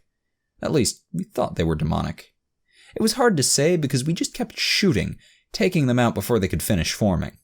I mean, we'd seen this sort of trick, 50 times now? 100? Angelica and her bullshit might have been intimidating back in the early days, but after spending a few months with the Demonthrope, well, as we mowed down the whatevers they were's, not shit demons, whatever Tink said, Twitch and Sarge began tossing short fuse frags into the cloud until we were finally rewarded with a pained yelp and a filth-splattered figure zipped out of the smoke. Once again, Sarge was hit in the chest, except this time by 2 amazingly well-aimed bolt pistol rounds, knocking the burly non-com a good 2 meters back, and pretty much destroying what was left of his chest armor. He was still capable of swearing, though, so Doc declared him stable and joined the rest of us firing at the sprinting figure. Angelica was moving at a fair clip, but her shield seemed to be failing, and between 3 laser guns, a plasma gun, and Ivana's bolter, we managed to tag her at least twice. She still managed to reach the maintenance door she was aiming for, though, slicing through it with that sword of hers and rolling through the gap into the tunnel beyond. We followed at a more leisurely pace and felt a nice, warm, tingly sensation as she discovered it was a supply closet. It was quite possibly the most beautiful cursing we'd ever heard, in multiple ways. As all of us, except for Sarge, who was still trying to remember how his legs worked, fanned out around the door, Angelica stopped cursing. In an impressively haughty voice given the circumstances, she announced that she had the Liber Demonica with her, and we'd never be able to kill her without destroying it. She informed us it was a stalemate and instructed us to go get our Inquisitor so she could make a deal with him. Doc shrugged, looked over his shoulder, and asked Sarge if he cared about any Liber Whatsits. The acting Inquisitor told him where he could shove any stupid artifacts, and Doc passed that information on, along with an entire bouquet of incendiary grenades courtesy of Twitch. What came back out of the maintenance closet might have been ex-interrogator Angelica Dominicus, but it sure as shit weren't human. Despite the claws, the tentacles in uncomfortable places, and all the flames, it was still somehow feminine, though, and it moved with a familiar lithe grace. The voice, though, that was something entirely alien, like a cross between honey and broken glass, accompanied by an invasive pulsing something. We stared in shock as whatever it was pressed inwards, trying to worm its way through our ears. but only for a second. Before it had taken its second step, all 6 of us, including a slightly unsteady Sarge, opened fire. It got 3 more steps, but not 4. We only stopped firing when we ran dry. By that point, there wasn't much left but a smoldering, pulsating lump. While the rest of us reloaded, Nubby, in violation of 17 varieties of common sense, took a few steps forward to inspect the pile. He stopped short as a familiar, pained voice called his name and asked him to save her.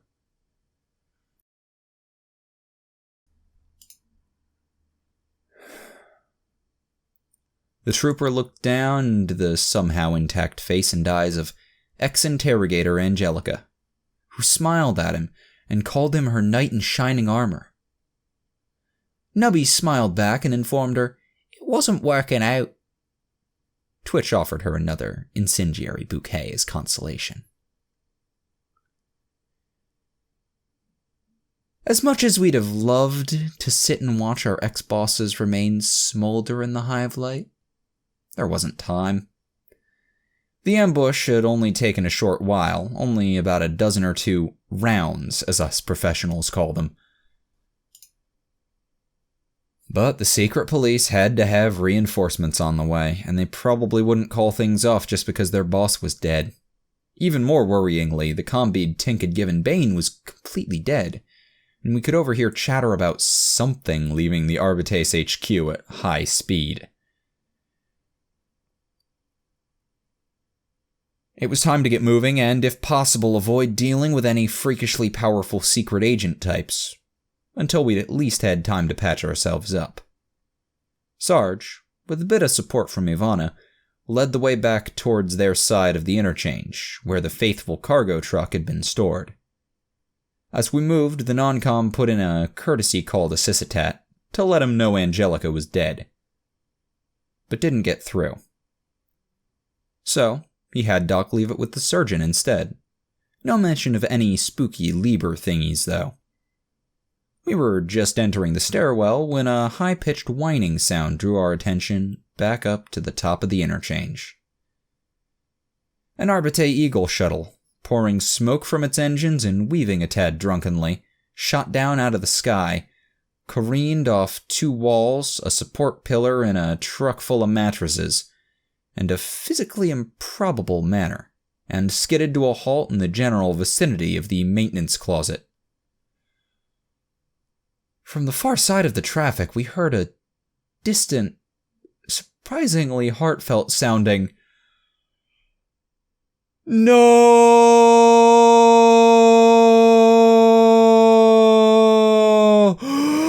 Oh!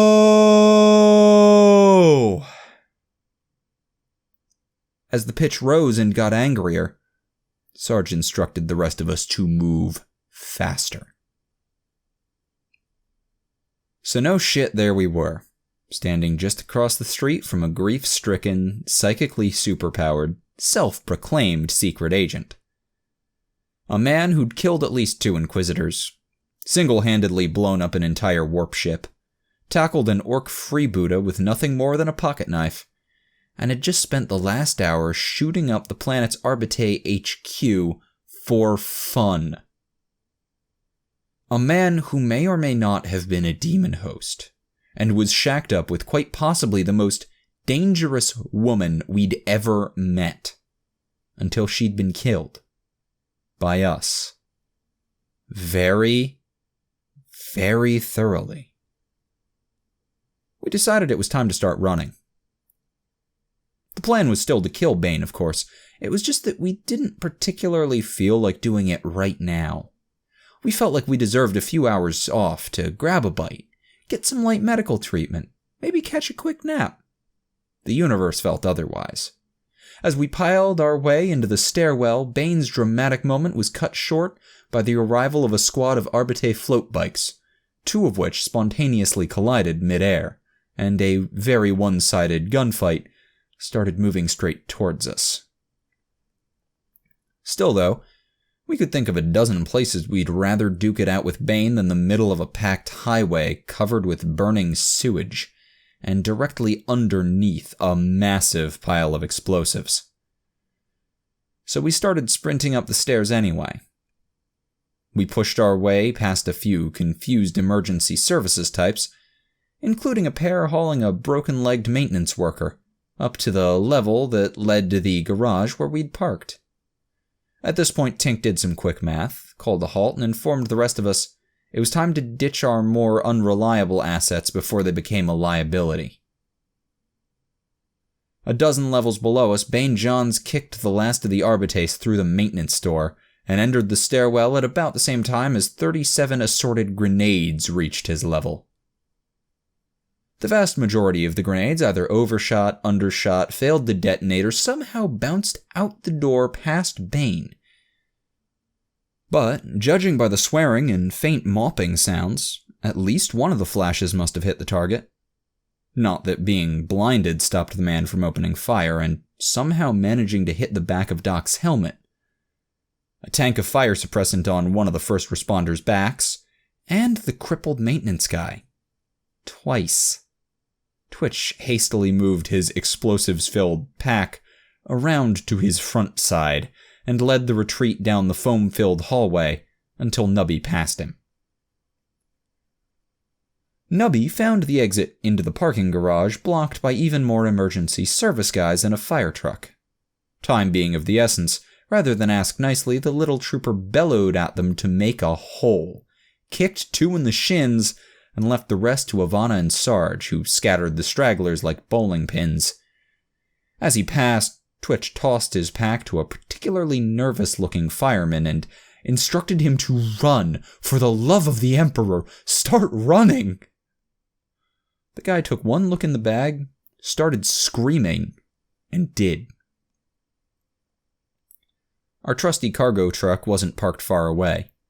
Most of us piled in and started swapping gear and doing field repairs, both on our kit and ourselves, as fast as possible. Tink, looking around and taking in the number of explodable vehicles filling the garage, decided that this was just about the worst place to fight Bane, and got in the driver's seat instead. Those of us in the rear were abruptly thrown to the floor, then the wall, then the other wall, as Tink attempted to drift the six-wheeler down the garage's exit ramps before Bane finished whatever the hell he was doing to those poor fire guys.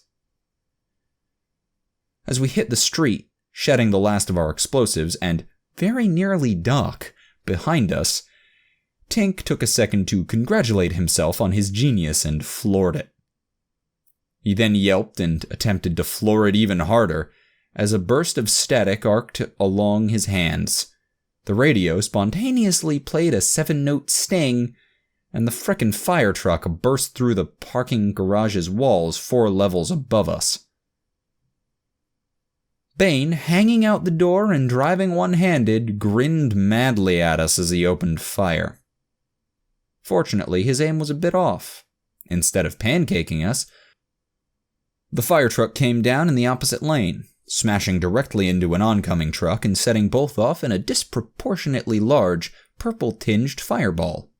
His bullets were a bit wide of the mark too, or at least that's what we thought until 2 of our tires exploded. Tink swore and tried to maintain control, but only managed to hold for a few seconds before Bane, having somehow been propelled over us by the blast, took out our front tires as well. There were a confusing and bumpy few seconds for those of us in the back as the techie narrowly managed to avoid sending us over a looming drop all the way to the underhive. Somehow skewed us between a pair of oncoming buses and finally plowed our sturdy vehicle through the side of one of the buildings lining the road. Having unanimously decided it was time to get off Mr. Tink's wild ride, we disembarked and found ourselves in some sort of warehouse. Twitch hastily inspected the markings of the nearest crates for any warning stickers, didn't notice anything more sinister than Munitorum grade taco substitute, and declared the warehouse as non-hazardous as we'd get. Sarge gave the order to take up defensive positions. 2 minutes of tense waiting later, Tink made a get-on-with-it gesture at Sarge, who just glared back. Ivana sighed, rolled her eyes, and announced that Not even Bane Johns could stop us now. The skylight above her exploded inwards. As Bane landed, we noticed the bastard wasn't quite looking his usual unruffled self. Back when we first came up with the whole distraction plan, there'd been a bit of a debate over who to sick Bane on. We wound up deciding that given how much trouble a certain member of theirs had given us, the Arbites owed us a favor. And man, did the boys in black deliver. While the bastard was still upright and looked suavely self-confident as ever, he'd collected a dozen minor scrapes and bruises, and from the look of things, some probably deceased hero of an Arbite had popped him square in the eye with a shock maul. Even more importantly, though, the man was breathing heavily, and as he'd dropped down into the warehouse without a rope or grav chute, a distinctly warpy breeze had come with him. Just this once, we took that as a good sign. Upon landing in front of Sarge and Ivana, Bane launched into his whole spiel about how he didn't know who we were or what we wanted, but he had a very particular set of skills and so on. We all just stood there, listening to him monologue like a bunch of idiots, until Twitch abruptly snapped out of it and opened fire. The rest of us immediately shook whatever it was off and followed suit, pouring 5 lasguns worth and 1 bolter's worth of fire after the man as he dodged backwards behind a row of crates. None of our shots hit, of course, but we hadn't really expected them to. At least not yet. The killing part would come later. For now, it was all about keeping up the pressure, which is why Sarge and Ivana pushed forwards after him, while the rest of us moved around the flanks to cut him off. The theory was simple. Wear the bastard out. If this stupid danger zone of his really worked by skewing probability or stealing our numbers, as Twitch put it, then we were betting it took a lot more psychic juice to flip a 90-10 than a 50-50. Our goal was to put as much fire on him as accurately as possible and do it without leaving any handy options for his bullshit powers to work on. That last bit was where Tink's little secret weapon project came in. At the end of his extensive testing, Tink had handed each of us what had to be the oldest, wellest used lasguns any of us had ever seen. They were completely unmodified, none of them matched, and we had no idea what pattern any of them were. We strongly suspected that they were all older than the hive we were standing on, maybe even pre-heresy. But it was hard to be sure, since the serial numbers had been worn away ages ago. Except for Sarge's, which still faintly read Urge of Mars, SN 000 000 000 000 000 007. Still, despite all appearances, Tink assured us they were the most reliable weapons on the planet. With only a single minor misfire between them in over 2 weeks of relentless test firing. Twitch had immediately claimed the one that had misfired, asserting that the rest of ours were just ticking time bombs, while Ivana had firmly refused to part with her customized Godwin Deaz bolter, claiming she had it for longer than she remembered.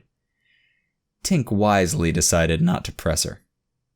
Of course, these new weapons didn't pack the same punch as our hotshots, or the shiny new plasma gun Tink had fired all of 8 times before unceremoniously tossing it out the truck's window. But the point was, when you pulled the trigger, a laser always came out. Combine that with a lack of ricochets for Bane to pull his bullshit with, and it was all we could really ask for. Well, not really, but it was certainly all we were going to get. Rather than let Sarge and Ivana bum rush him, Bane came around Doc and Nubby's side of the crates in a dive. The man was firing both of his fancy little auto pistols, not the specially inaccurate ones Tink had given him, on full auto, and somehow managed to simultaneously knock out a control line on one of Nubby's augmetic legs and hit Doc in both the shoulder and helmet, all before even hitting the ground. The pair's return fire missed wildly as Nubby's legs spazzed out and sent him plowing into the medic. Tink and Twitch, firing down the row, did considerably better, though, forcing Bane into another acrobatic dive. This time enhanced by a blast of howling wind which sent Doc and Nubby the rest of the way to the ground as he launched over them.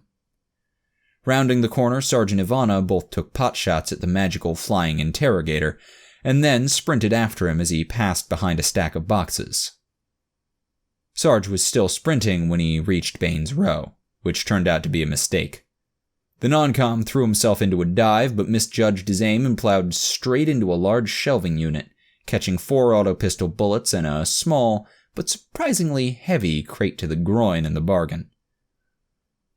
Behind him, Ivana rounded a corner a bit more carefully and stitched a line of bolt rounds after Bane as he ran up the same shelving rack.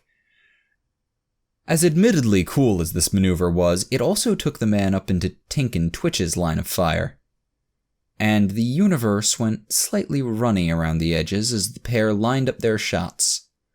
For a brief second, the warehouse was replaced by a screaming something, with Bane hovering in the middle of it, cackling. Then Tink's weapon misfired.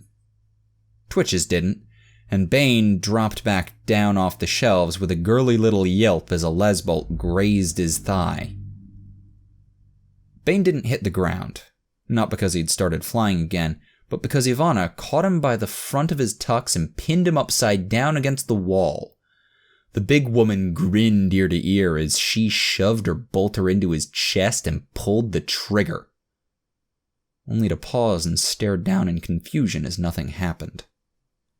Even half-blinded with pain, Sarge could see what was coming next and tried to shout a warning as, apparently forgetting years of guard training, she pulled the trigger again. The blast, as first one bolt round, then the other, and then the entire rest of the magazine went off, blew Ivana backwards through the opposite wall of crates, while somehow leaving Bane standing upright, wiping burning specks of propellant off of his lapels. We didn't leave the smug bastard time to gloat. Sarge rolled the rest of the way to his feet and opened fire, only to swear as the warehouse was filled with demonic whispers and his weapon jammed too. Operating on an only slightly better instinct than Ivana had been, the non-com hucked his ancient, supposedly unjammable jammed weapon at Bane's face. He missed, of course, and Doc came around the corner just in time to catch 4 kilos of rapidly spinning metal to the nose. Fortunately, it didn't go off, and Bane was too busy laughing to even register Sarge's fist before it hit him in the gut. Nubby, lagging considerably behind Doc, paused at the spot where Ivana had come to a rest, and since the medic was busy, promoted himself to Dr. Nubbs. He decided that, in his professional opinion, the patient needed 30-something-somethings of slot cut with stim, and maybe just a little frenzen. To take the edge off.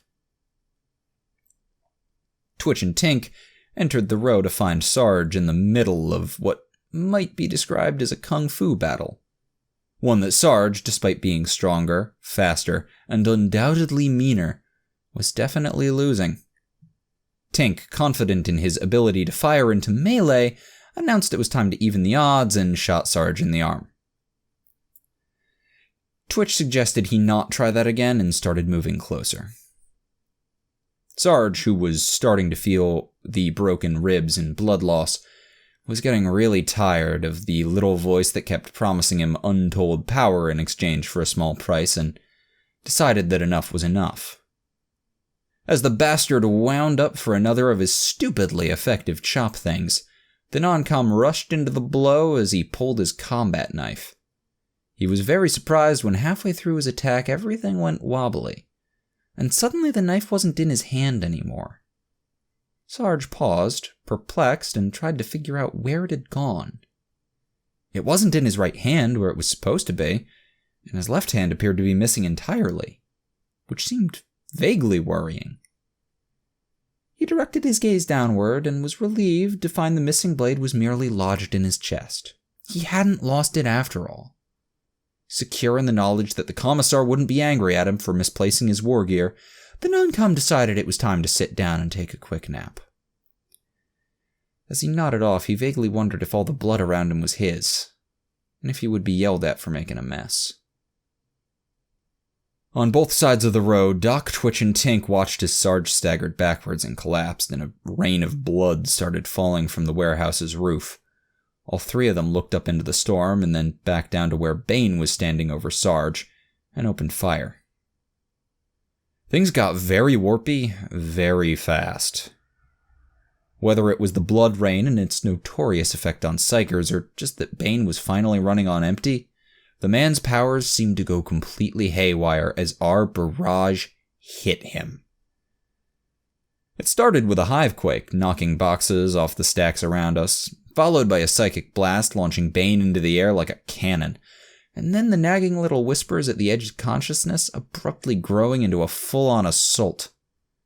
Tink dropped to the ground, clutching at his head, but Doc and Twitch kept firing as Bane floated back down and bolts of warp energy started to arc around him, narrowly missing Sarge's prone form.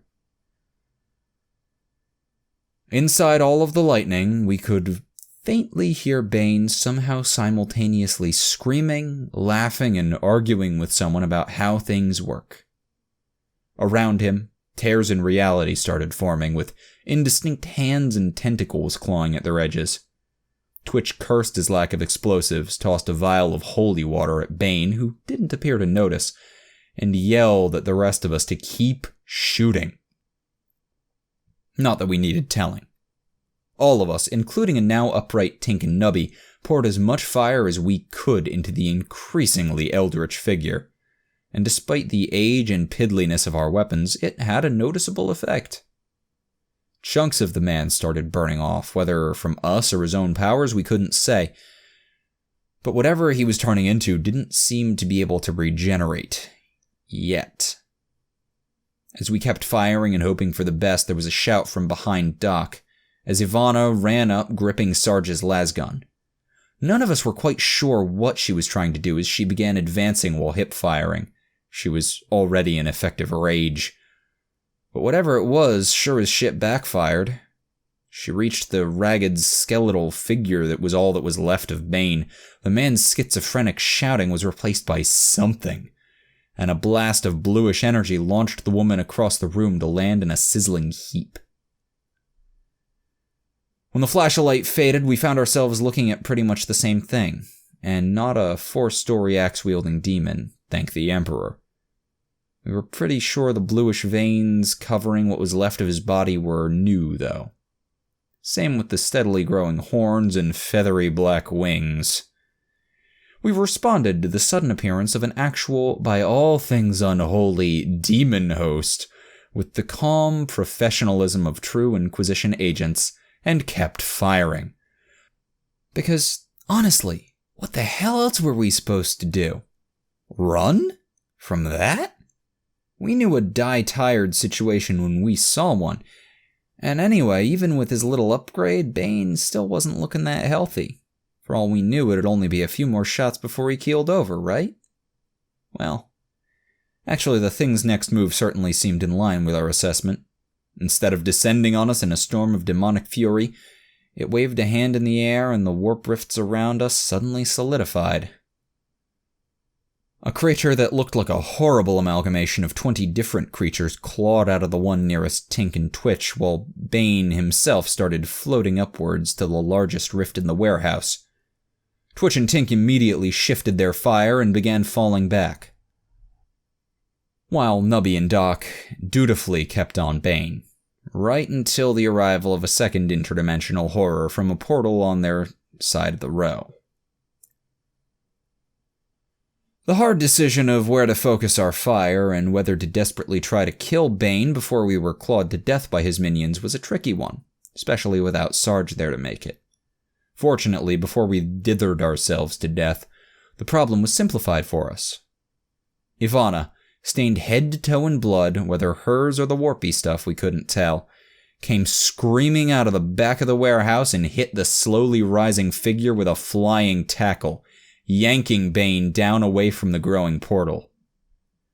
As we shifted our fire down to focus on our respective ravenous tentacular things, the blood-covered woman above us wrapped her legs around Bane's waist, grabbed one of his freshly grown wings, and just tore it off.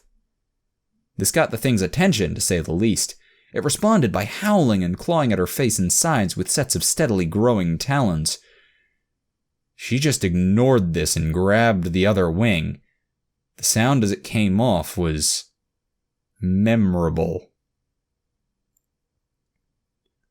Even the creatures paused to turn and watch as the pair, trailing a rain of feathers and variously colored blood, sank away from the portal, and Bane's demonic screeching reached a new frenzied pitch.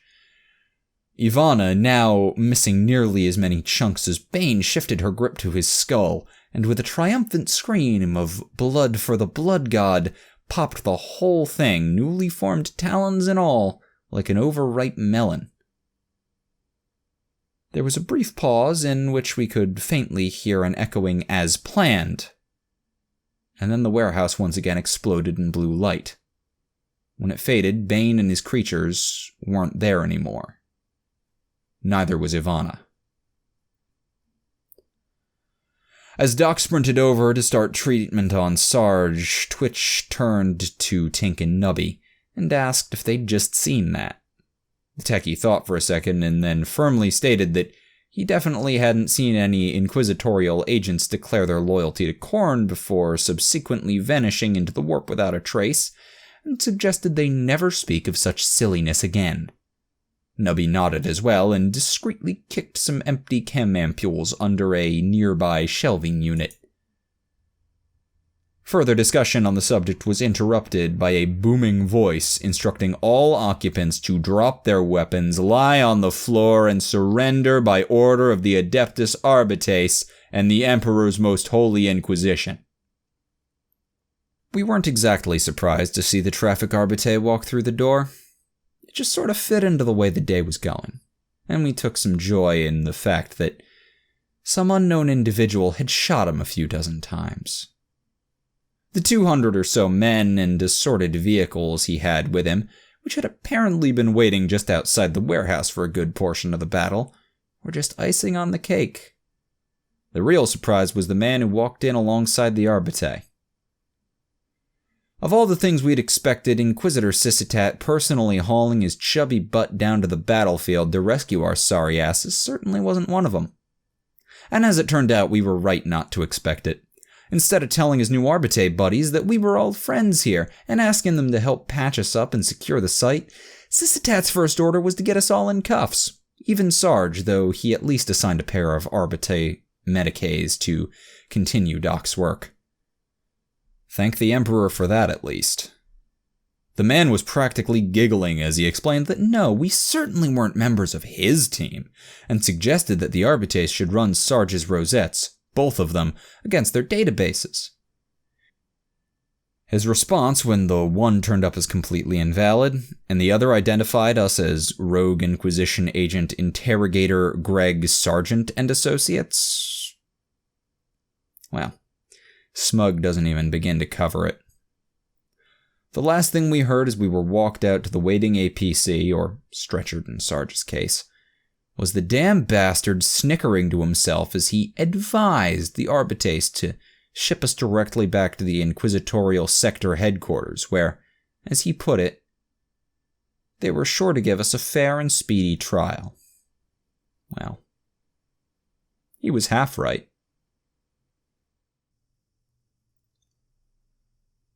You've been listening to another tale from Cloak and Dagger Narrations. If you enjoyed what you just heard, please consider flinging money wildly in the general direction of my Patreon, or using the paypal.me link for a single-use, money-flinging alternative. If you'd like to listen to these narrations without the plug, or download them free of charge, you can find me on SoundCloud.